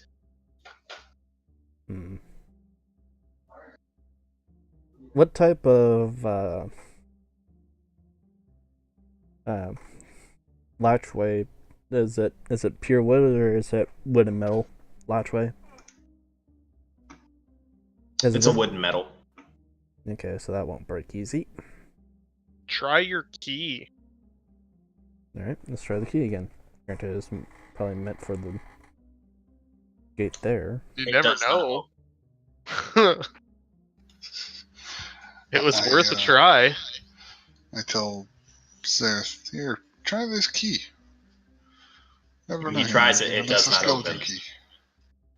Well, damn. I look above me. Is there still that room?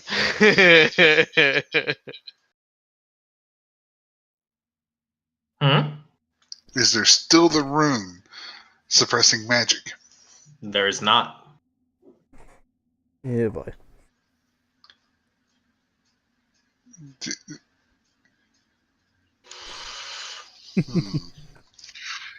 Is this a door that needs to be unlocked from either side or just from one side? All you see is a key, a lock. Like there's a latch, and there is like a lock slot of some kind.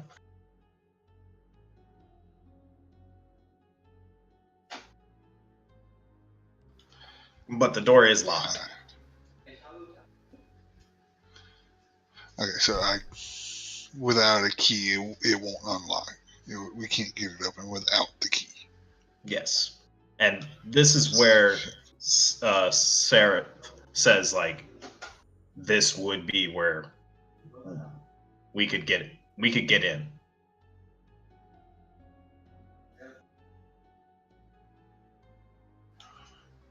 Could you? I look through the keyhole. Can I see anything?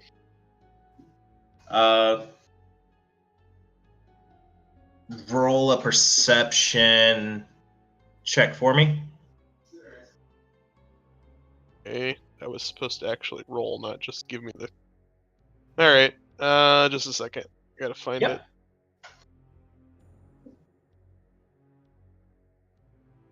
Perception. Nice. Okay. You see, like, bags of what looks like people's stuff. You also see your armor on a armor stand in there. And you see other pieces of, like, metallic armor and some other gear in bags, some weapons.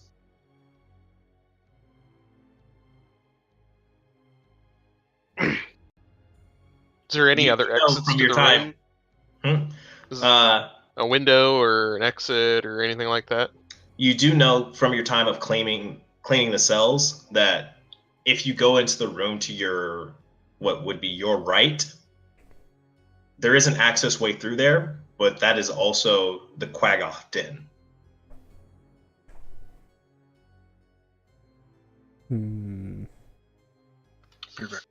So, Borak informs the others that there's another way in, but we have to go through the Quaggoth Den. What is a Quaggoth? Basically, bear or bear and ape, or is it a? It's a cat-looking or an ape-looking creature with, like, cat-like features. The prince is a Quaggoth, Oh, okay. or quote unquote prince. Mm-hmm. Would he be able to talk to the Quaggoths? He might. Mm-hmm. They do speak. They aren't ignorant. Like, they're not the smartest, But they're but not dumb. they're not completely ignorant. They can speak Undercommon. You've talked to them before, but they seem dim-witted. Like, Are they think of supposed to be? like an Ogren from Warhammer. They're kind of that level of intelligence. They can perform a menial task, but you're not expecting them to lead an army or make an important decision. But What they is work. their purpose here? They are, like, Laborers. brute labor. Like, mostly, like, they're used to carry, like, silk bundles from the spider pit Okay. and, like, get those onto, like, trade wagons and stuff like that. They're also used for entertainment. Like, they'll sometimes have them fight each other. Like, when they go on excursions to go out and just kind of patrol the area, they'll usually take a Quaggoth or two with them just for the brute muscle support. So, are they, like, what would make them loyal to the Drow? They feed them.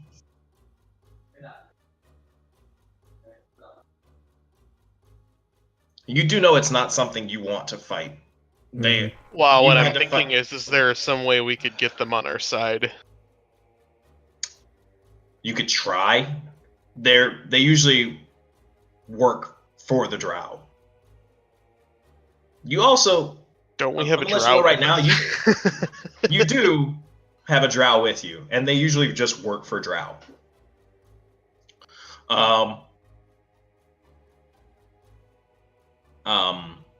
You do know you could probably try. Might be able to actually brute force this door down. It does not look completely, like, indestructible. Hey, Prince.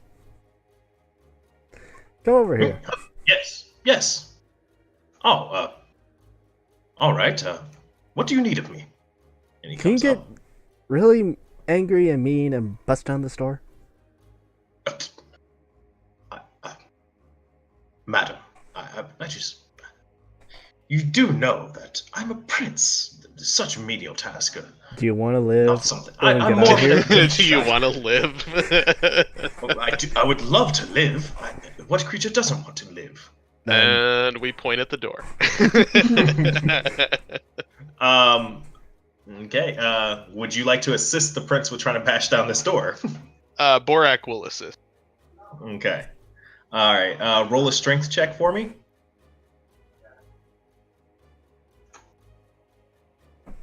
And there it is. Oh yeah. Oh yeah. Even with you just kind of like you look at the prince, you're just like, Fine. If you won't do this menial task, I will. and you just watch as you watch as Borak takes a couple of steps back, and they just like he drops his horns and just runs at the door and gores it, and You it hear a just freight train go by? Yeah, you hear like a proverbial freight train. You're not even He sure what a freight snorts. train is. He snorts and paws the ground and rushes the door. Yeah, and he very much. Yeah, you hear a loud boom as the door just smashes in. And what remains of the door, he just kind of pushes open, and he's like, "I believe our stuff is inside." Alright. I move past Borak and start doing my armor. Yep. You watch I as grab like my armor and my gear. Borak kind of helps you get your armor on because you're wearing heavy armor. All right, you're wearing. So you help Borak put his armor on too. Yeah, exactly. Y'all are assisting each other, getting your armor on and stuff like that. The prince gets his stuff on. Everybody else kind of gets all their stuff back together. Roll a perception. Oops. I didn't mean to roll 2. No. First one. It's bad. Yeah. Oh god. I see nothing. All right.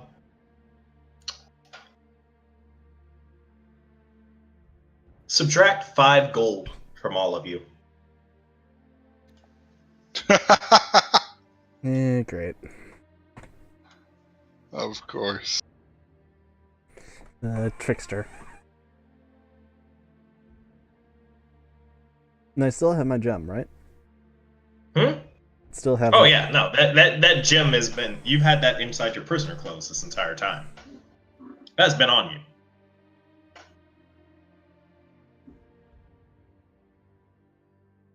But you now all have your equipment. And so what's your plan now? I look at the drow and go, so which way is the quickest way out of here? Well, you hear where the fighting's going? Follow the sounds of combat. Alright. May Helen's blessing be upon us. And I march towards the direction of war. Okay. As you start making your way over, you're still not seeing. We go. This'll be fun. You don't see any of the. What would I need to roll to know what the buzzing sound is? Nature? Survival.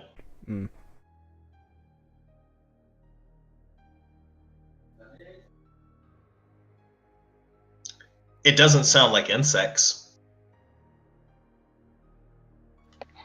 Would I need to roll that same to find out? Mm-hmm. In theory, what all would. Oh, okay. Okay. How am I going to phrase this so you know? You're a hexblade, right? Yes. All right. Do you have your packed weapon on you right now, or do you not have a packed weapon yet? You have to conjure it, wouldn't he? I don't know if he has packed weapon yet. That's what I'm trying to find out, if he actually has his packed weapon.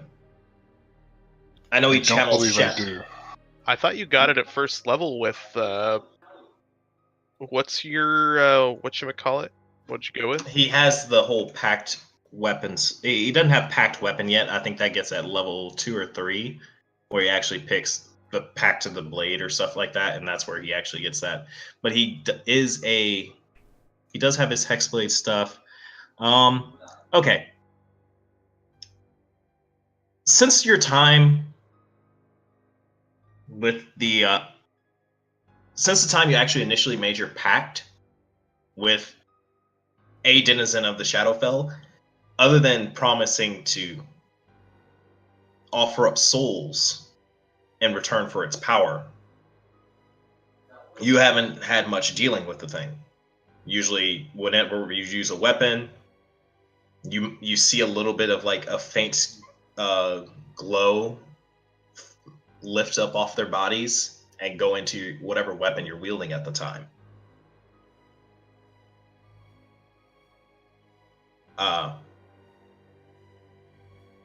No, you've noticed in your time that no one has ever seen this. It's just been you've seen this and you kind of put 2 and 2 together over time. But you do hear a whisper in the back of your head.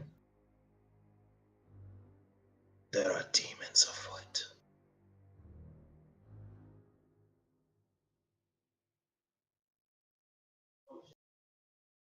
And there you go. Your blade glows like when there's goblins nearby. Yeah, kind of like that. Well, not like that, but like I'm trying to explain like how he would know that this is because he got a nat 20. So yeah, he knows what they are. That buzzing is demons of some kind. Okay. Yeah, great. I see. Paladins, how do you feel about demons? Demons, you say? Aye. That's what we're about to go fight. Borak just kind of like kind of gives a toss of his warhammer. If it bleeds, it dies. All right.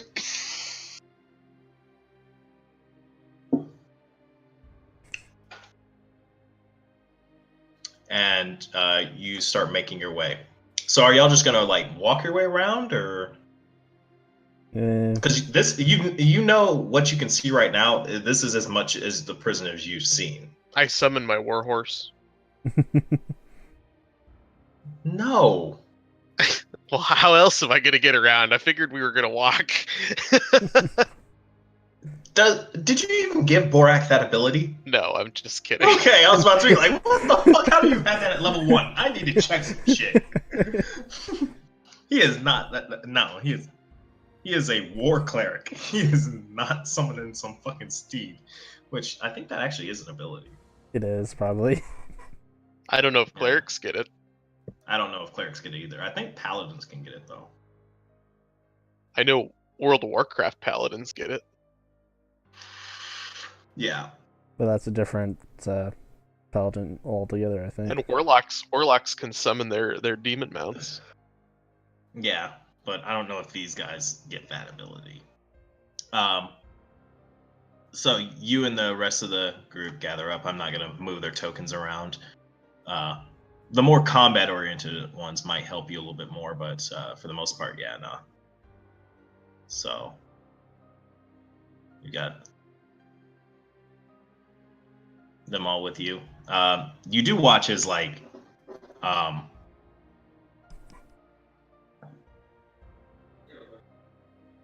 Is what? Let's see how good's that ability for him. Do you need to roll perception? No.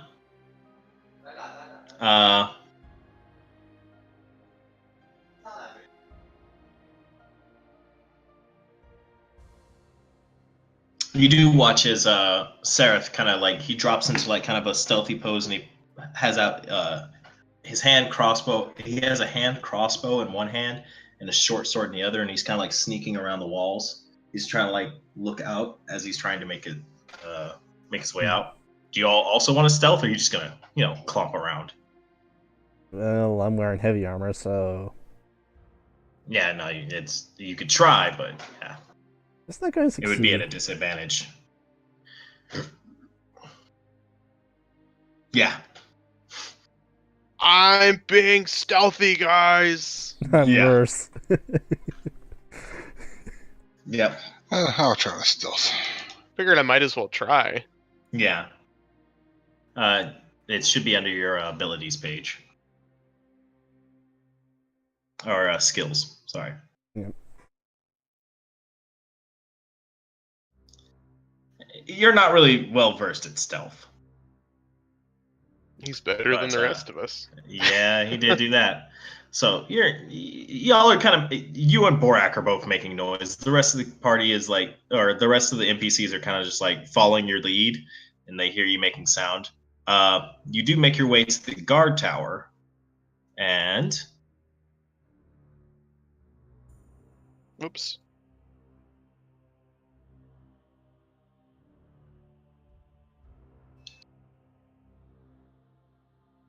And you do see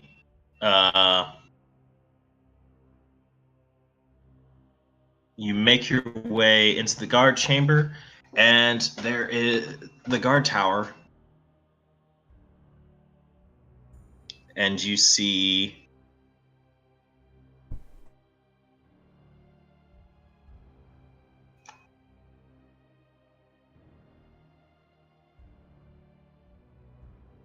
a couple of drow inside. Looks like they're standing. So you'd have to go down some stairs to get into it. And you see a couple of drow, they're kind of like standing at the door. Like, okay, we might be able to get our way out of this. They look like they're prepped for combat, but their backs are to you. And we're up a level above them. Yes, you are a little above them. Is there a viewport looking out towards the other bridge? Or no? Hmm? Is there like a archer port or a window or something? Yes, you can see that. You actually do have dark vision. I forgot that. Yep. No, that's about where you can see. You might see out to.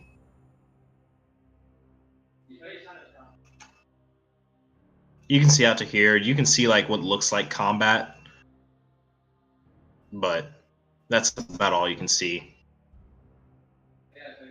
Okay. And you see like this spire, right on that other bridge is kind of a little bit up above you. There's some stairways leading to a little doorway underneath it. That's probably what leads to that access point for that. Okay. And I relate the rest of them, what I just saw, to everyone else. All right. The rest of the NPCs are like, all right. So if there's some combat, they're not really kitted out for combat.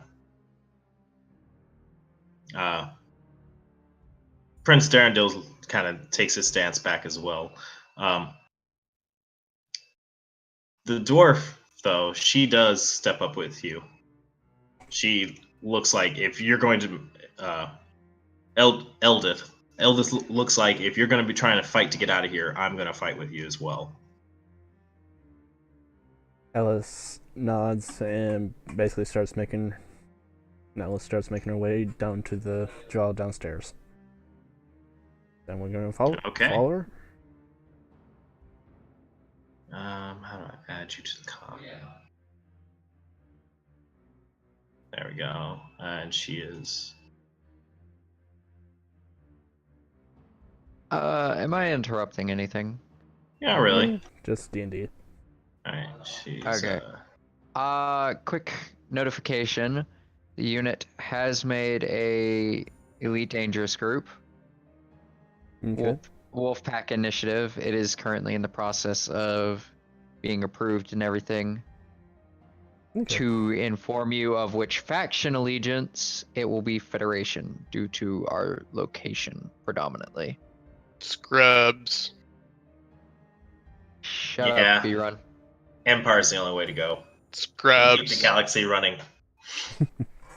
I said that to them, and they were like, "Yeah, but we can't get there." Is the Why? problem? Why?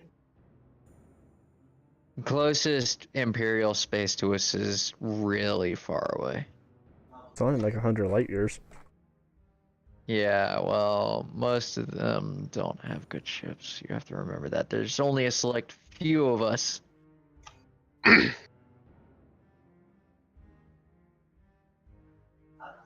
They just have to get there. I'll bring fuel limpets and haul them down there.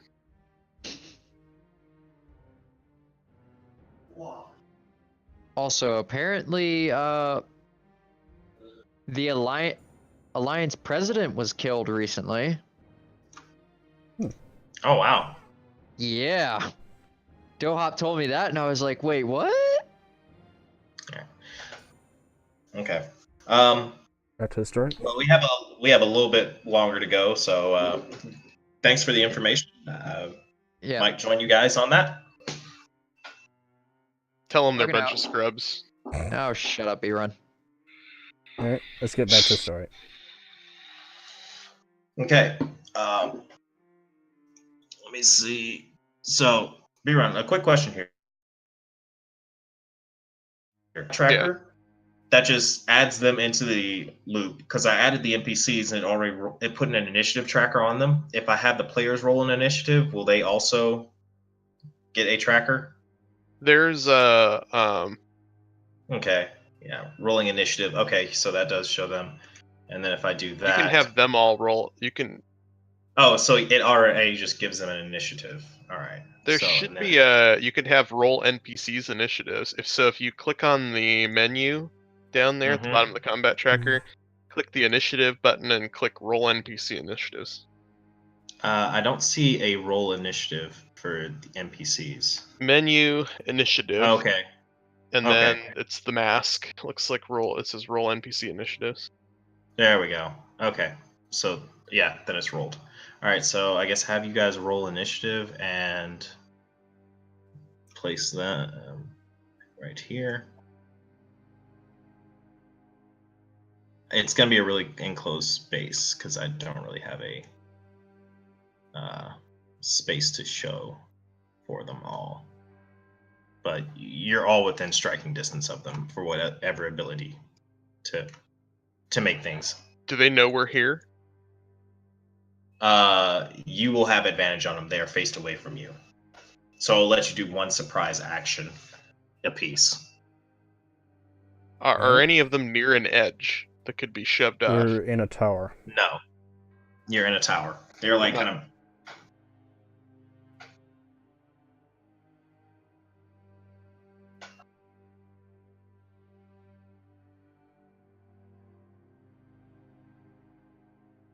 Okay. All right. So go ahead and do your surprise actions against them, and yeah, that's about it. Yeah, let's try this. I haven't done combat as a DM on this, so. Alright. Red, you're up. Well,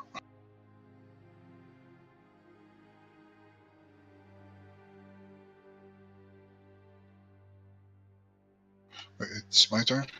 Yeah, you're. Well, Or did the enemy NPCs roll higher than a 16? no, they didn't. I was saying I was just gonna give you all one free action to do, like one surprise action against them. Yeah. Because you are catching them unaware. So Who's going yeah, first? Gone ahead, Red Thor. You do one surprise action. Let me rearrange them. So basically, they're like this. There you go.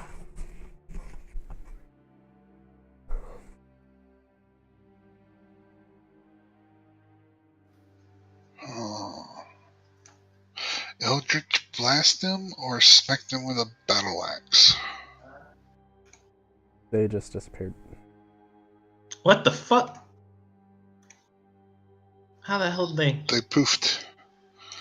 They rolled a there they really go. high stealth check.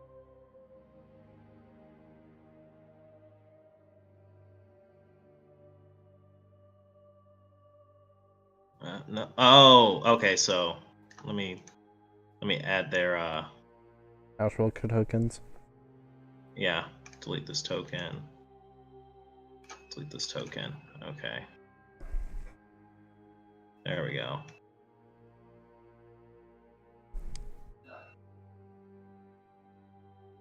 Okay, yeah. For some reason they were hidden. My apologies. Now you can actually do combat to these. Like I said, guys, I'm still trying to figure all this out. There we go. All right. All right, Red Thor, do whatever action you'd like to do to these guys.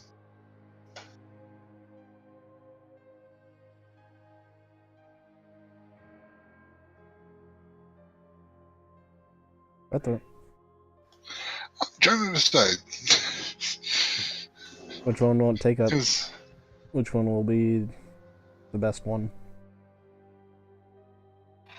I would say it depends on how many hit points you have. Whether you want to get close and personal or stay back. yeah, about that. And your armor class. Mm-hmm. Personally, as a warlock, I'm not one to get up front, but you are a hexblade, so. Yeah, I'm gonna hit him with an Eldritch Blast.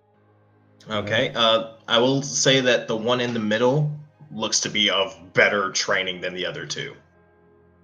He looks to be significantly Stronger. more skilled. Yes. So he's the one I'm gonna hit. Okay. Roll to hit him.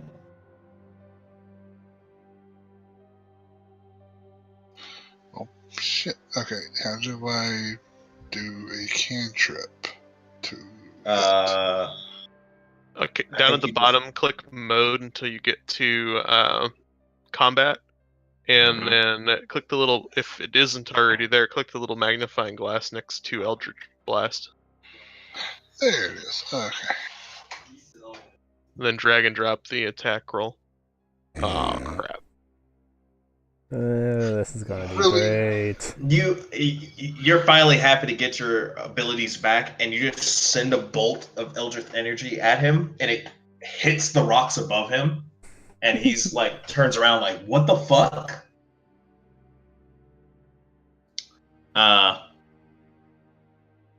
Seraph is going to. Out of curiosity, do we roll with Mhm. advantage? Yes. You know what? Yeah, I'm gonna give you another roll. That's actually a very good point. I will allow that. Yeah.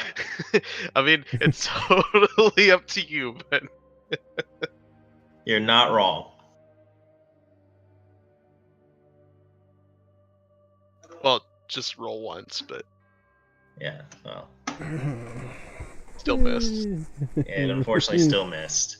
Better than a 1, though. Yeah. Yeah. Good thing Warlord doesn't have a fumble table on. Yeah. No, I did not turn that on for that specific reason. So Seraph is then going to take a. No, I don't want that. I want this. Pop shot. He too is going to take a hit at him, and he also, goddamn, you guys aren't used to this. It's been a while. We are level 1 scrub lords, so. So, This is yeah. true. All your years of experience were just as civilians. You are now adventurers, which is a totally different market. Borak, you go ahead and make a free action against them as well. Charge! Okay. I'm gonna say that the distance is too small for you to actually get the charge bonus, but you can still make the melee hit at advantage on any of the drow that you choose.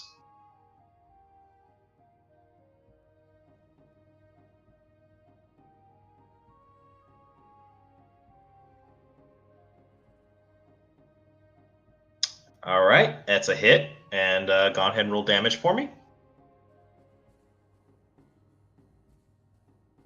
Okay. So you're not going to let me use my horns, too? And then a bonus action every time he strikes. Yeah, but I was kind of part of the. Oh, I guess. Well, I wasn't. Yeah, I wasn't gonna do hammering horns because there's nowhere to hammer them to. I was just rushing at them, which. I thought he gets that as a free action anyway, anytime he hits with a melee attack. Yes, he does. But I was looking. What's Goring Rush? Immediately after you dash on your action turn, as far as your speed, you can make one melee attack with your horns as a bonus action. So would that mean I would actually get to make horns, weapon, and then potentially horns? Sorry But you're about not. But with the Goring, you're not going to let me use the Goring Rush thing. Let me read your horns are natural in which you're proficient with when you hit with them. Oh yeah, no, that would have to be a Goring Rush. You're right. No, you could use hammering horns immediately after you hit a creature with a melee attack as part of an attack action on your turn. You can Right, but attempt there's no way to push him. Nowhere to push him to. You can push him back against the wall. With Goring Rush, you would immediately get to use your horns as a.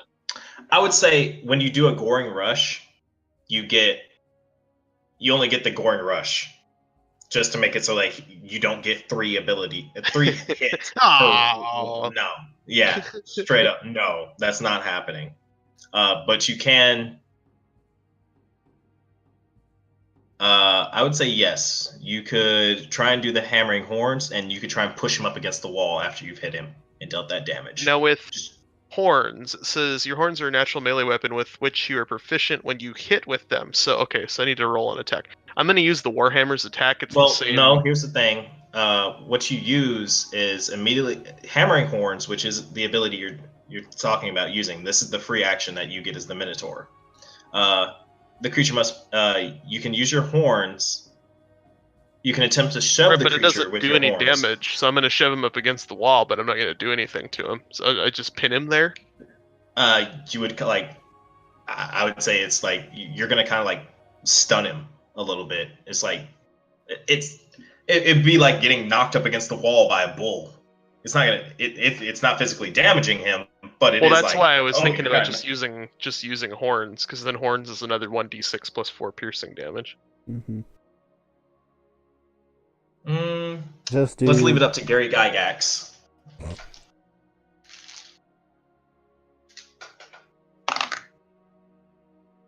Okay. Gary Gygax says yes. Go ahead and use that. Use that as an attack.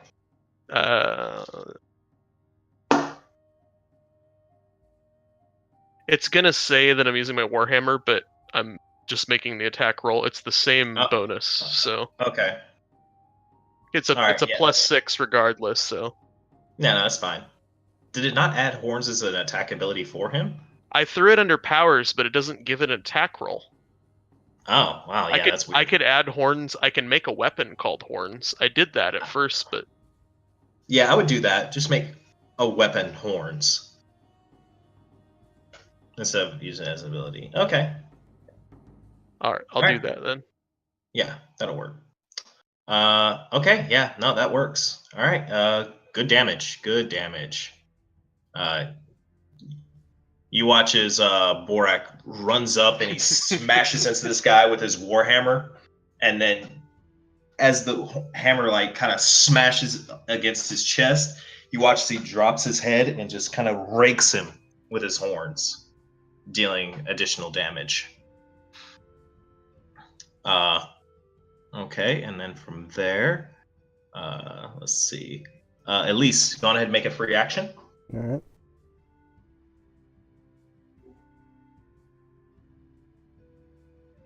Okay.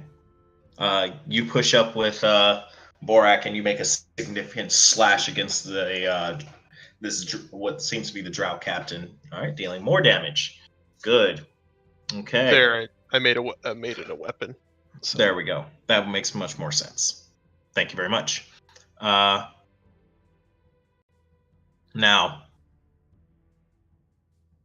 that she's got her stuff back, you watch as Eldith, seeing as you two are already kind of like crouched in on the one Drow captain, we'll call him. She's going to then, yeah, the Drow elite, that'll make more sense. She's going to then take out her bow, and she's going to take a couple of shots at one of the drow standing on the side, and she makes a hit for. Okay, and then she's actually not that bad at the bow, as you're noticing, and she takes out another arrow, like within the span of seconds, and makes another. And you watch as the string, she loses grip of the string, and it just pops. She's also And rusty. Yeah, she's also rusty, and this one's just like the quickness of pulling out the second arrow. She kind of like missed the string a little bit, and it just like the arrow just kind of drops to the ground, and you just hear a thum sound. Yeah. Okay. It could have been so epic. Starting with that, we now go to proper initiative. Red Thor, what do you do? Be right back. Mm-hmm. Run me through what cantrips mean again. Like, I can cast them as many At times will. Yep, at will. They have no casting requirement. You can just keep using cantrips. You don't run out of them at any point in time. Some of them have, well, it depends on what your focus is. Some of them do have component requirements, but I don't play component requirements unless it's like if you resurrection. If you have a focus, you don't need the components. Yeah. Unless they cost gold. Yeah. That's why I'm like, resurrection, yeah, you need the supplies to use resurrection. But everything else, I'm pretty much just allowing to go as it is. Okay. That's a hit. Good job. You hit the elite. Okay. Significant damage. Good job. This guy's getting pounded against the wall. Not a word.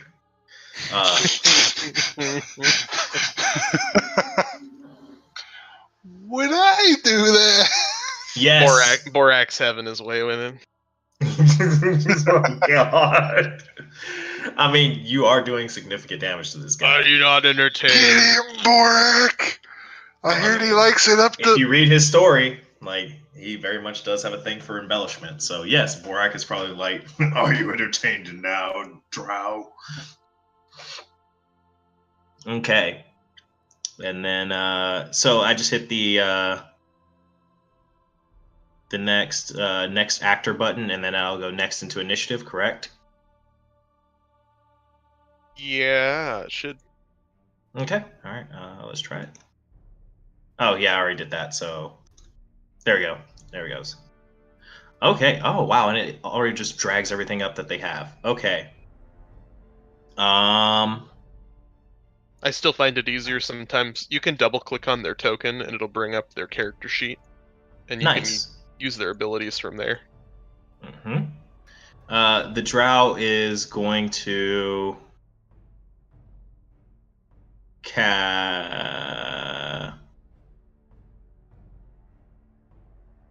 he's going to attempt to put Fairy Fire on Borak. It was worth a try. Does he light himself on fire?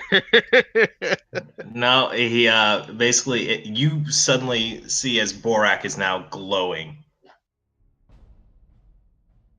You have like this weird, like ethereal purple glow to you.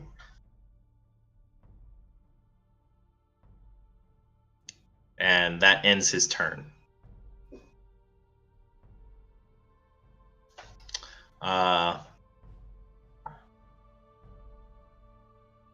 Seraph is going to try and make another shot with he's actually going to be like, I forgot we could do that.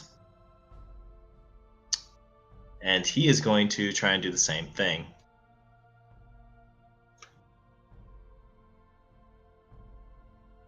And it does not work. You watch as the little bolts of energy try and shoot out to him, and he just kind of dodges away from it. He yells out something in Drow that you can't understand, and Seraph says something back.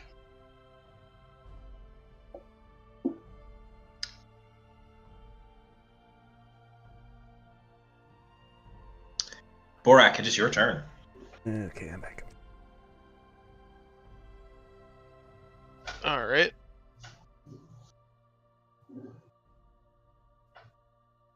It sucks that I only get to know 2 cantrips at my level. Okay, that's a hit.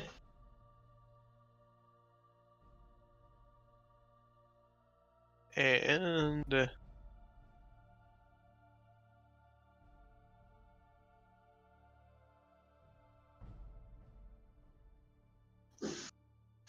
And as you do that, the magical effect on him breaks. Oh, the glow on you fades away as you hammer him against the wall again, or you hammer him again. I was looking at this hammering horns. Part of your attack action turn. Yeah, it's a Part of the strength. attack action on your turn. An attempt to shove that creature with horns. The creature. It doesn't. I was looking to see if there was a limit on how many times I Nope. can use it, but it doesn't appear to be. That's why it doesn't do damage. I let you do that for like that one round, but it is just a move. It's just like basically you have crowd control, innate crowd control. Well, horns isn't every time. I mean, I technically could use horns again right now, but Well, hammering here's horns. Also, it says immediately Well- after you hit a creature with a melee attack, as part of the attack action on your turn, you can attempt to shove that creature with your horns using your reaction. so basically you would lose your reaction to do so.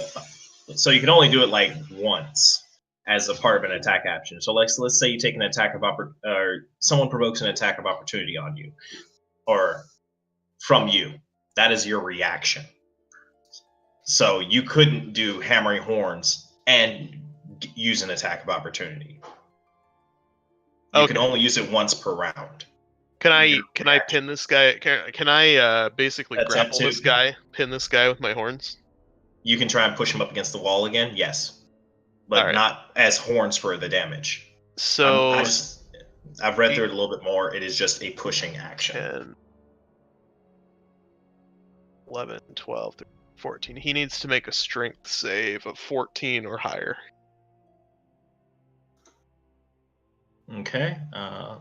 Pull up his sheet. There we go.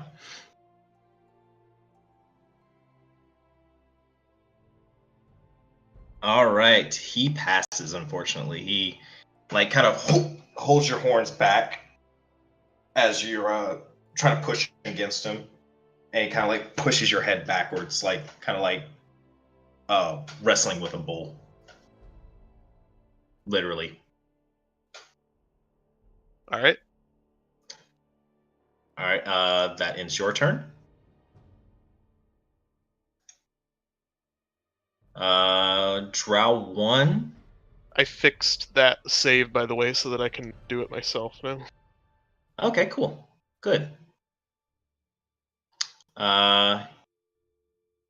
He's going to try and take out his short sword and stab at you, since you are on his commander. For a fail. Crit fail. We're getting You watch as his lucky with the dice tonight. Yep. You watch as he just swings with his sword on you, and it just kind of chinks off of your scale mail. I snort and chuckle. And that ends his turn. You watch as this other one, he's going to take a swing at Elise for a hit. He hit right on the fucking money.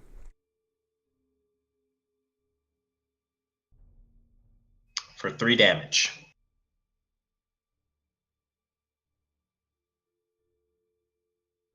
All right. How many hit points you got? 10. Okay.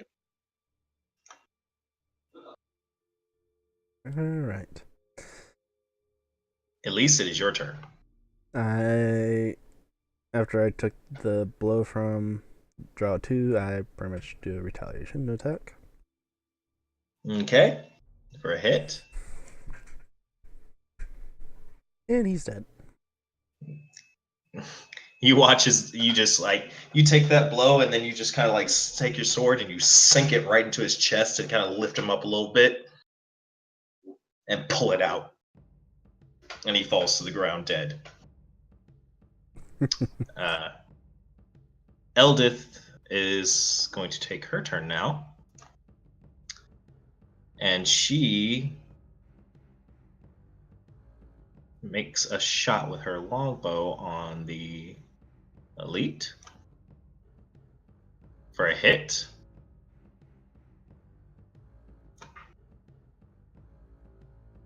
And some damage. And then she takes out another hit.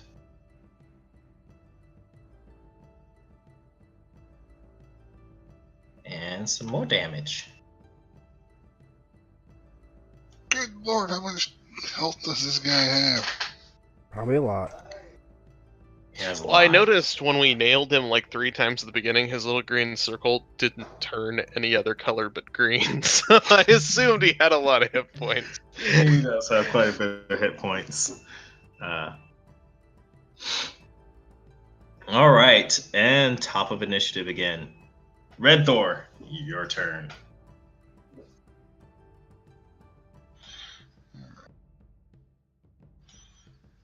Fuck. This takes one action. What? Why is it still on round 1? I don't pay attention to that stuff most of the time. Okay, cool. Yeah, whatever. I'm just gonna use next actor. You just use next actor, and yeah, it's automatically counting up for me. I got another one loaded up, and it's counting up for me, but I don't know why. You can click the little circle thing on the right, and it'll advance the round too. Okay, there we go. You can type. You can click and type whatever round you want in the round button box too. Okay. All right. Yeah. Red Thor, make your attack. Round 2. So, Right. let me get this straight. Finish him. Bonus action. Say if I wanted to put my hex on the elite warrior, Okay. would I then be able to do You should Eldritch just have to Blast? drag. Is Eldritch Blast a standard action or a bonus action? Eldritch Blast. It's a regular One action. attack. It's an action. Okay, so you could technically do a bonus, and yes, do that because Eldritch Blast is not a concentration. But yeah, I believe your hex is a concentration. I would have to see. Let me. Yes, Okay. concentration up to 1 hour. Hex Does is he an get, awesome doesn't he get a chance to spell, resist it? Or does it just go on him? I think it just goes on him, and if it dies, it goes to the next target. I think you're right. You Just place a like curse on a Hunter's Mark. creature that you can see within range. Until the spell ends, you deal an extra 1d6 necrotic damage to the target whenever you hit it with an attack. You are 100% right. Do it, homie. It's a disgusting spell. It is very. It is definitely getting added to my. Oh my god! Ooh, this is gonna hurt. Roll the damage, son. Roll the damage. Ow. Oh my god. And he's not dead? Wait, plus the That- 1d6 necrotic? Actually, I don't see your necrotic going over it yet. You have to drop the die I don't on know top. I don't know that the necrotic damage will get a double, but I know it should go on him, but I don't see under it hex, it should have a damage thing. yet. No, Yeah. it doesn't. It just has the effect.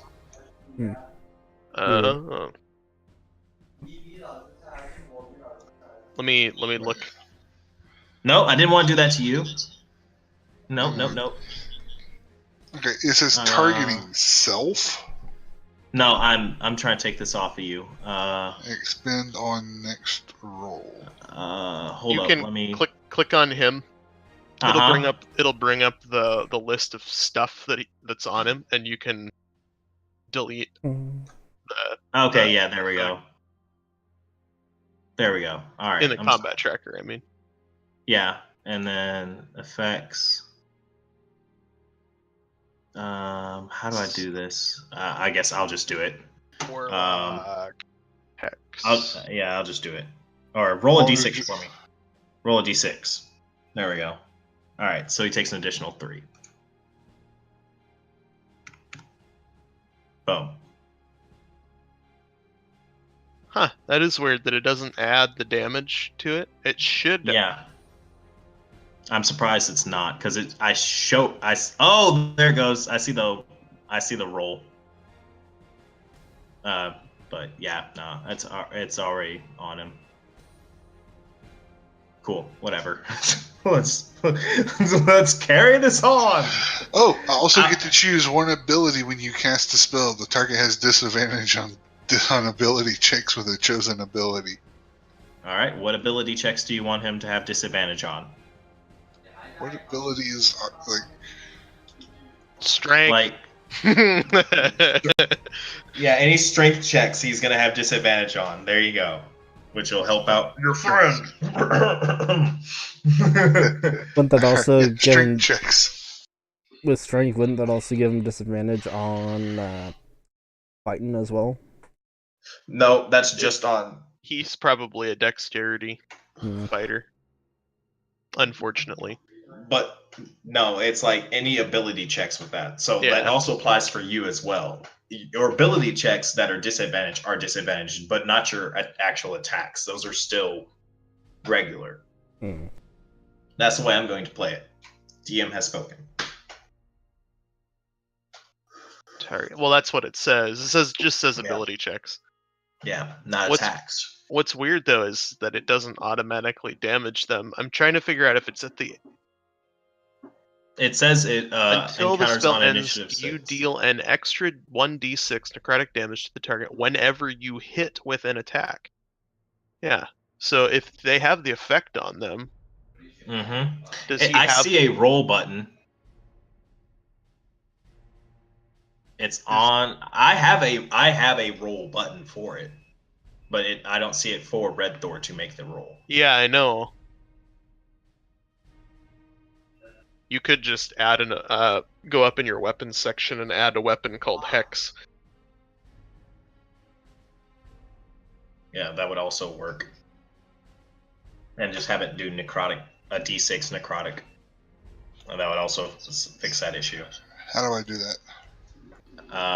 Let me see if I can do it for you real quick. Let's see, actions. No,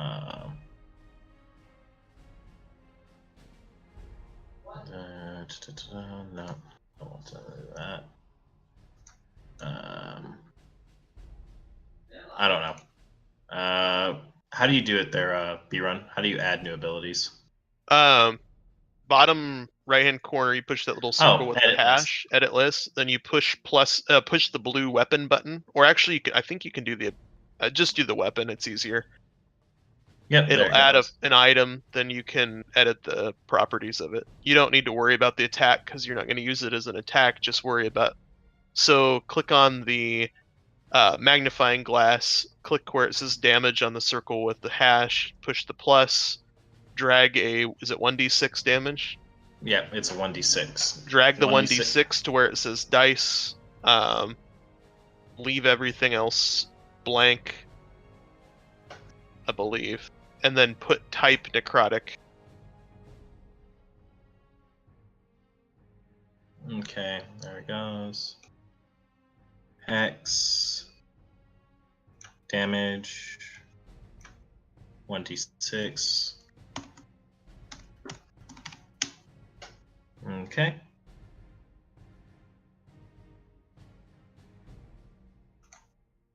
There you go. Also, when we're done tonight, I'll talk Warlord through some things with the Warlock too, because anytime you play a spellcaster, there's some stuff that's squirrely about the way. Yeah, I'm waiting for trying to do a blast attack or anything like that. Well, there's some. The DC stuff is really frustrating because the game doesn't calculate it correctly. So there's some things. Your Warlock is far more powerful than you think he is. Okay. And you've used your one spell. Yeah.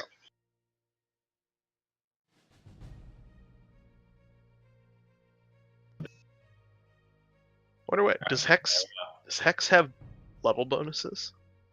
I think it might be able Oh to. my god, it does. When you cast this spell using a slot of Third or fourth level, you can maintain your concentration on the spell for up to 8 hours. Yep, or 5th level or higher for up to 24. So you could hex somebody and just be like, "Oh, this is gonna be fun." Or a 100's mark and track them for up to 24 hours if they run away. Oh, dear lord. I wonder, does the target know? It doesn't say the target knows. No. Oh. So if this guy dies before this spell is up, it goes to the next guy. It goes to someone else. That's why this is so powerful, especially if you get in a room full of a ton of enemies. You just can bounce it all over the place. I've seen what Hexblades can do. They are really strong. They are very strong. They are kind of annoying and strong. All right, continuing on. You pushed me to this. You recommended Hexblade. All right, the Drow is going to make an attack on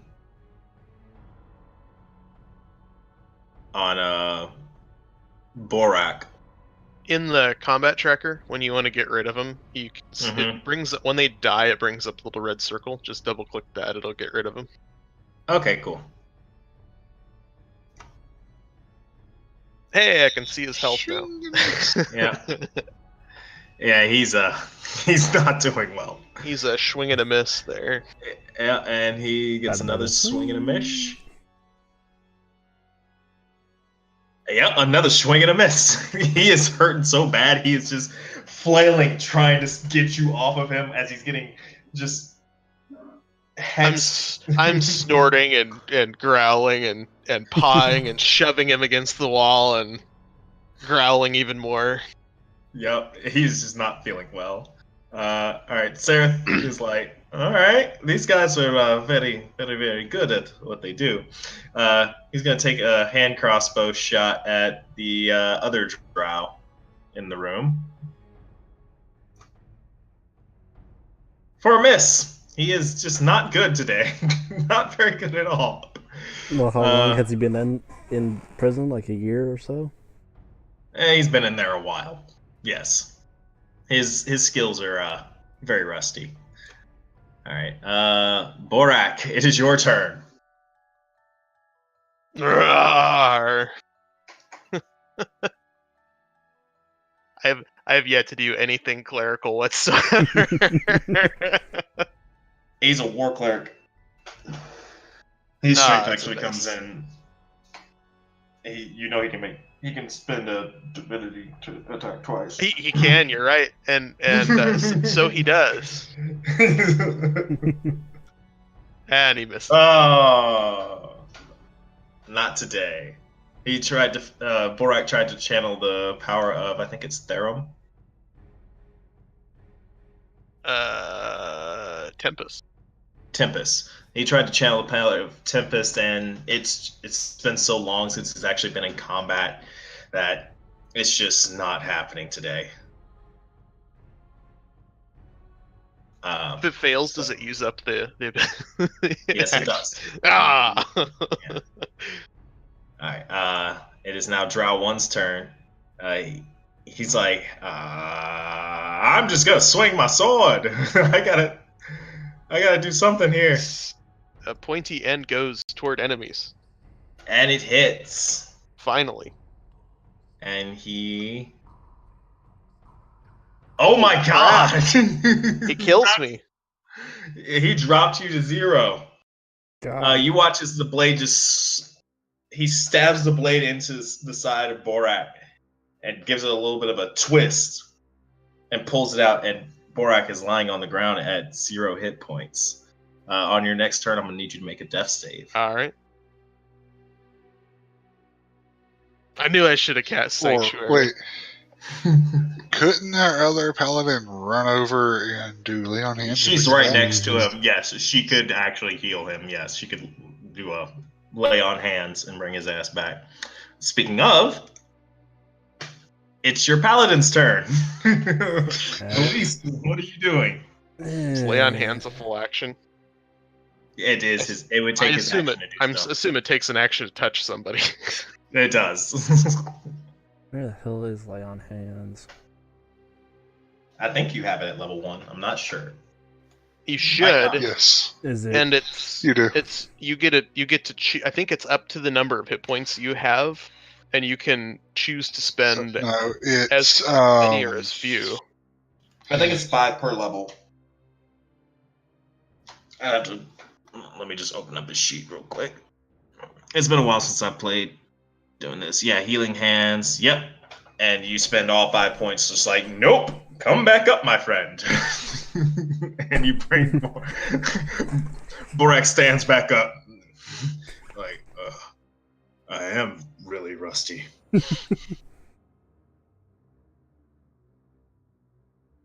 All right. And that takes your turn. Yep. Eldrith is going to be like, we might need to drop some of these people. So she's going to take a ranged attack from the stairs. That's how she's making these attacks without disadvantage. Because that's how I'm going to rationalize it. With another hit. God, this girl is like fucking damage all day, every day. Paladin level times 5. Okay, that makes sense. Yeah. And yeah, she's fucking cutting these motherfuckers down. Jesus. That becomes really powerful. Finally with a miss. Yeah, it does.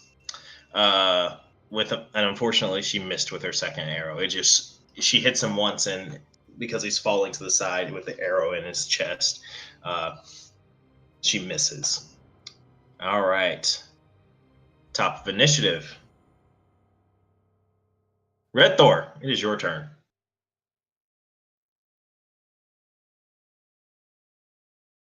Alright.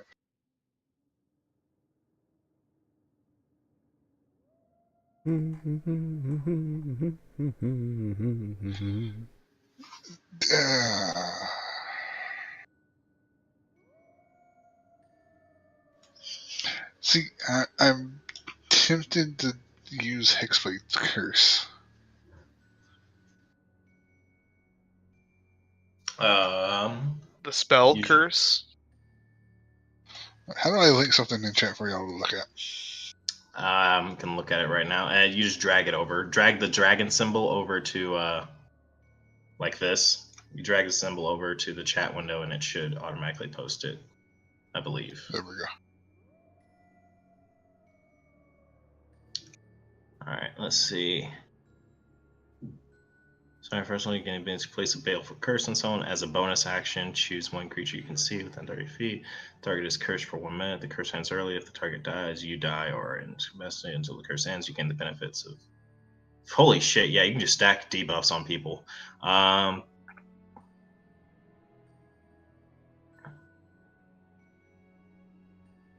Okay.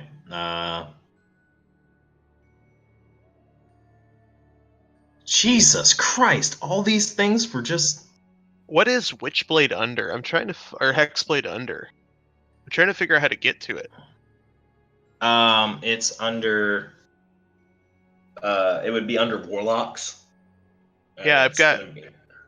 Does it have to do with your patron? Look at it's under Look in Xanathar's Guide to, Xanathar's Guide to Everything. Oh, I don't have that book. I gotta look at yours. Connected. I was looking in my stuff. I don't own that Sound one. microphone muted. Channel That's an switched. interesting. I'd never heard it. I mean, I've never done Hexblades before, so. They are damage, straight melee damage. And yeah, the Hexblade's curse is very much something you can do. Yeah. Do it. You still have your bonus action this turn.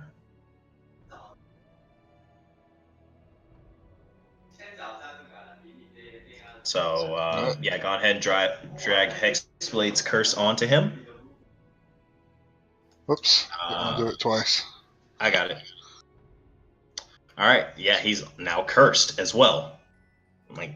Oh, it adds 2 new patrons. I see. So the Hexblade is Or it adds the Celestial, which is the patron.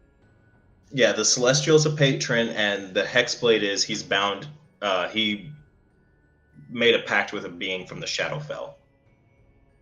Oh, Okay. So For a miss, unfortunately. Yeah. so Unfortunately, it does not hit. you could still be the Archfey Fiend, Great Old One, or Celestial, but Hexblade just links you to one of those 4. So this book just gives you an extra patron. Correct? Yes. Or do you have to have the Celestial to be a Hexblade? No, the Hexblade is bound to the Shadowfell. Your being is from the Shadowfell.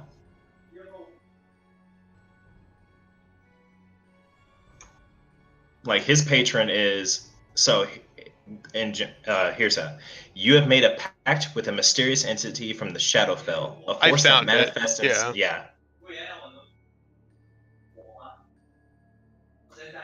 Unfortunately, his weapon is not a pact, or he actually Yeah. does have pact magic. Yeah, I think he.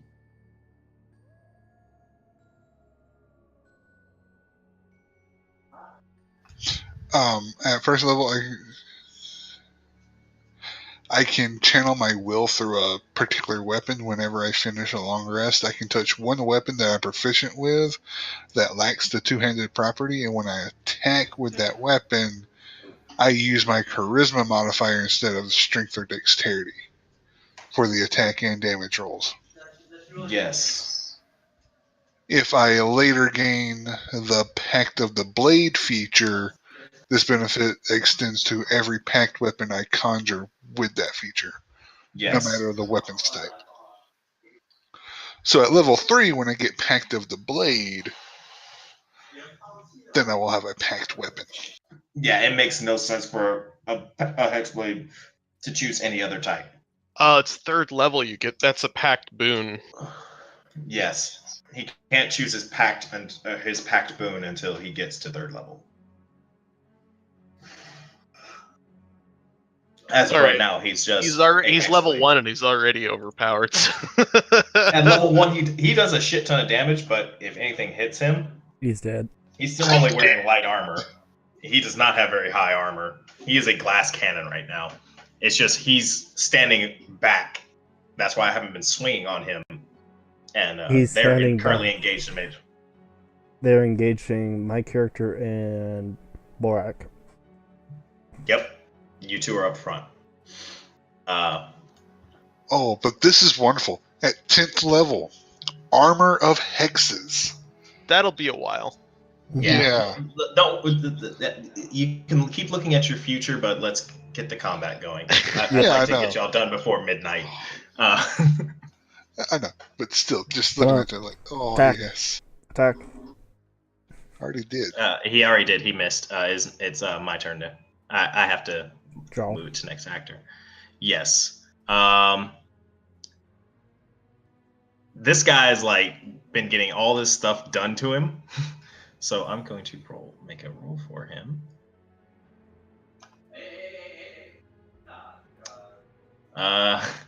He unfortunately does not. He's going to try and make a hit on, seeing as he kind of like, I need to make sure this bull stays down for a hit.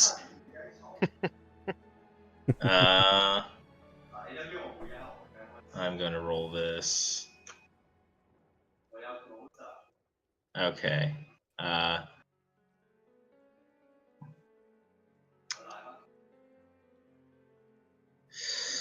Shit.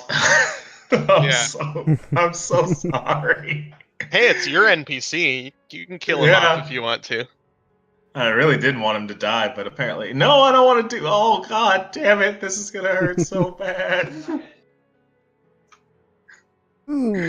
What did you Oh, my god. Borak is beyond gone. He's dead. What did you do, though? Apparently he has poison ability that goes off as well with his short sword. Plus, oh my god, I'm undoing that. That. What combat rating is this guy? Yeah, no, he's way too strong. Hold up. Like, can I undo that? Just give me my hit points back. Yeah, no, like, There, I'm back alive. yeah. Okay. Yeah, you're Except back you're at 3. unconscious. So that. Why is that 1d6 necrotic expired? I'll be So- dead. I mean, I can be dead again. I mean, at No, 0, but you're at 3. You're still at 3. But yeah, no, put you at you're He's at 8. unconscious still. Yeah, he's like, I gotta keep this guy down. And so he hits you again. So he puts you at 0. You're not instant death. Jesus Christ. Oh my anybody have a God. wish spell? Yeah, no, goddamn. Oh, Jesus. But yeah, no. I think it. Just real quick, saying that I think it removed the necrotic Why the damage fuck modifier. is this in here? Oh my God. That is. This is. I don't know why the fuck. This guy should not have been here, to be honest. But What does I'll it say his mistake combat rating is? His combat rating is a 3, 4? 5. He's a Yeah. 5. Why Yeah. the fuck is it in here? Maybe we weren't supposed to fight this guy. Well, it says like if you come into the guards room, he's in. Those guys were in there, still. Oh, what the fuck? Okay. Switch. We're gonna keep going Yep. on. Yeah. I still have ability to bring him back to life, but he'll be at 1 HP. You watch his seeing Borak on the ground again. Seraph rolls his eyes and he like runs up and he pulls out a scroll from his items and he casts freaking healing word from a scroll on Borak. Bring you back up to full. He rolls his eyes. I can step out of the way and let this guy attack you. That's So Borak, you are now healed. all right. I'll take Back it, to max. even if it is from an arrogant drow. Yeah, from an arrogant drow. Yep. And it is now your turn. Sanctuary. Yeah, do that.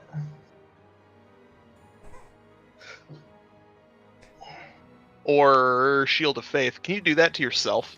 You can most certainly do Shield of Faith to yourself. And he's still considered unconscious. What? No, he's not. Yeah, you gotta get rid of my little thing. Oh, okay. There you go. That's Otherwise, he would be the rolling disadvantage. All right. It is a bonus action too. That's better than Sanctuary, I think. Oh, that's a bonus action. Okay, I cast. I got 2 spell slots. Okay, I cast Sanctuary on myself, Mm-hmm. Okay. and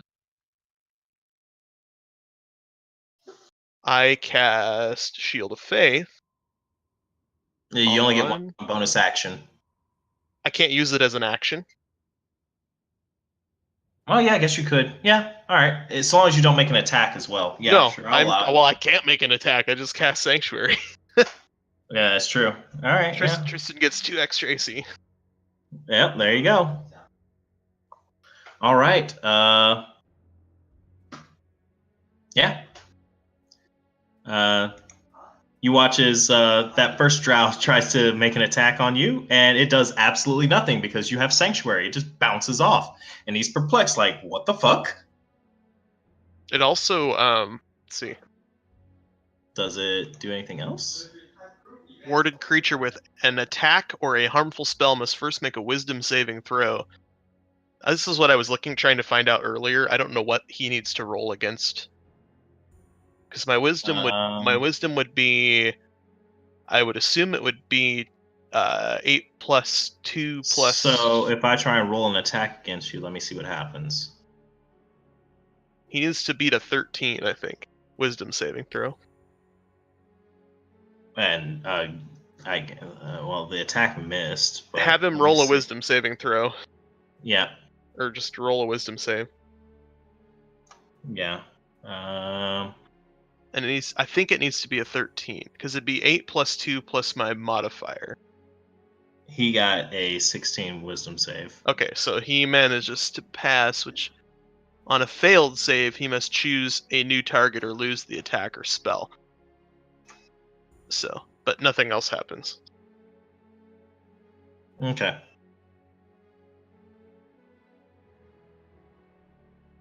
All right. But he still missed anyway. So, continuing on. Yep. At least your turn.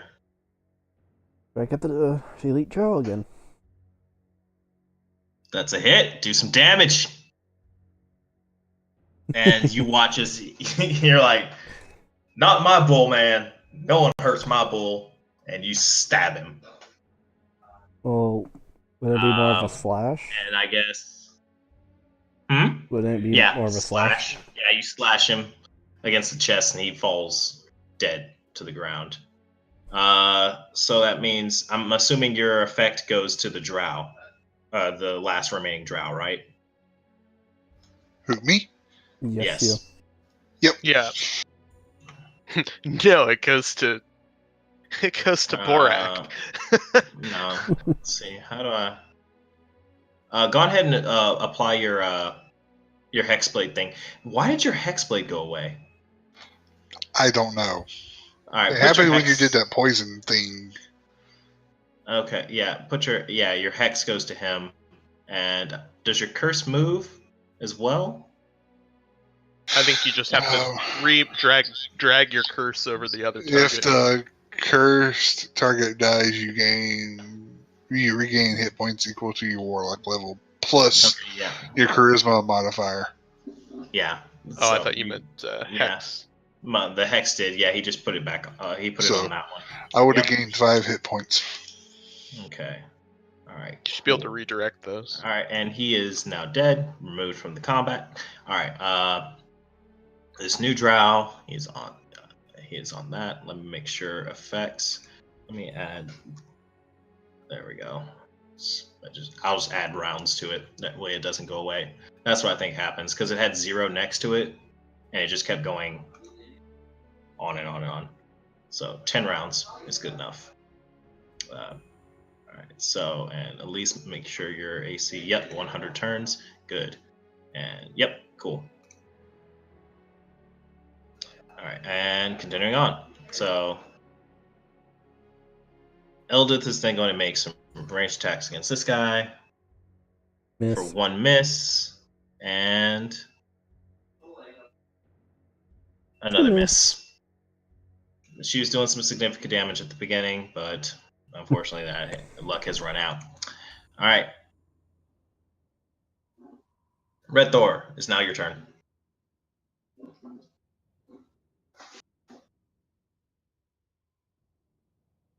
For a hit. All right, roll your damage.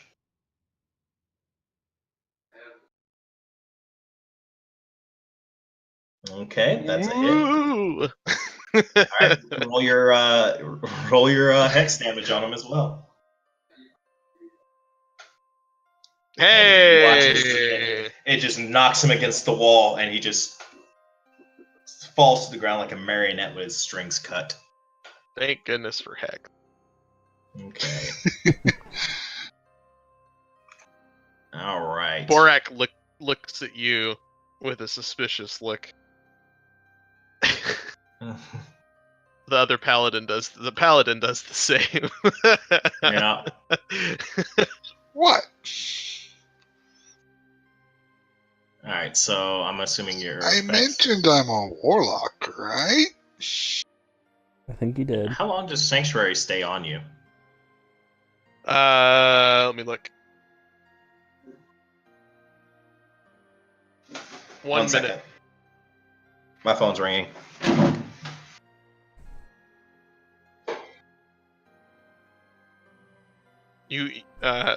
Borak looks really drained.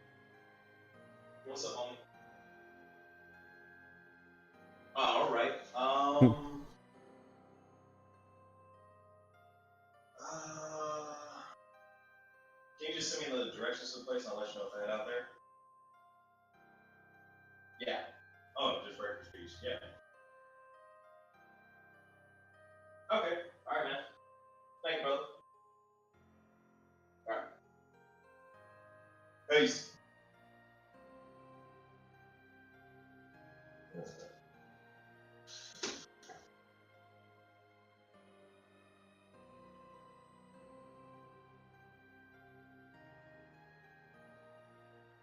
All right.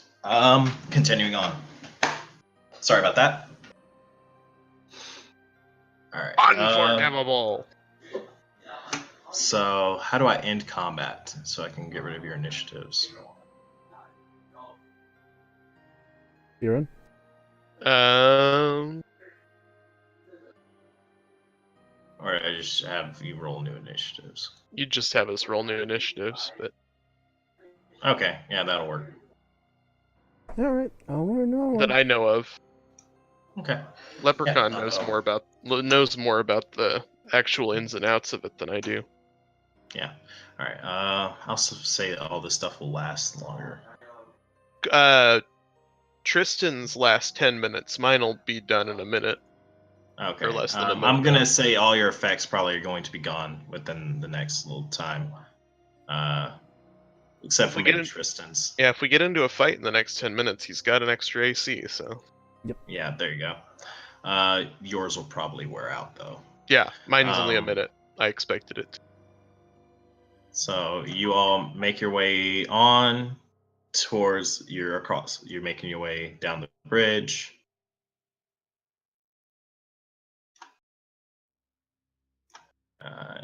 The other NPCs are following your way out. Actually, inside the guardhouse, you found quite a bit of like equipment was still in there. Was it shit that's very useful to us, or? There's like some chainmail. Yeah, what did the fancy guy drop? So you found 6 chain shirts, 6 studded leather armor, 6 shields, 6 hand crossbows, some 20 cases of hand crossbow bolts. I take a shield. Okay. You now have a shield. All right. I take 6 some of bags. the studded leather armor. Okay. I guess I take. 6 bags of hand caltrops. 4 100-foot long coils of silk rope. I also take also take a 100-foot long silk rope. 2 building hammers and 2 iron spikes.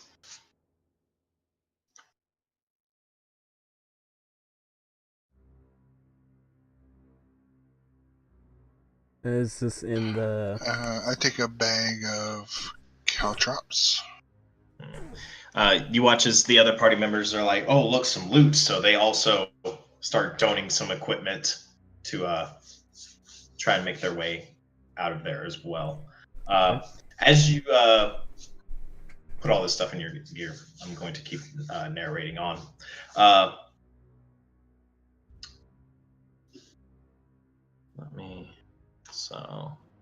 Because you're going to need them here soon. Let me add them to initiative. Let me add them to the party list. How do I know I can add you. I would think my character could use a shield. What does he use on Warhammer? Doesn't say it. Yeah, and it's a versatile. So actually, I should have been rolling D10 because I was two-handing it. Oh, yeah, you're right. I was only rolling in a D8, but yeah, it happens. But now it'll be a D8 anyway because I have a shield. Yep. Is NBC tracker. Okay, so we'll add him. Why the hell can't I add him?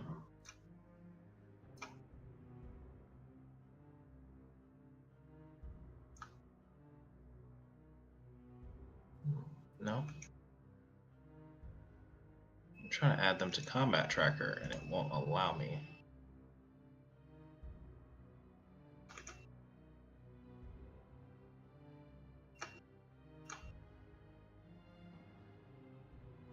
Menu.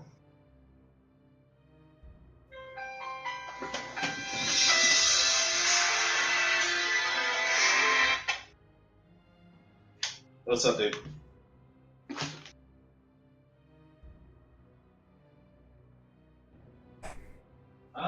No, I don't. Just let me finish up here, and I'll meet y'all down at the little smoke pit. Okay, yeah, I'll be down there in a minute. Alright, man.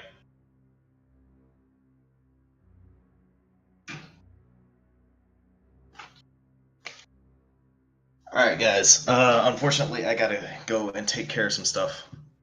Alright. So we will have to end it there tonight. Okay. I wish I could save all these pages, but, well, I unfortunately can't. Save all what pages? Like, save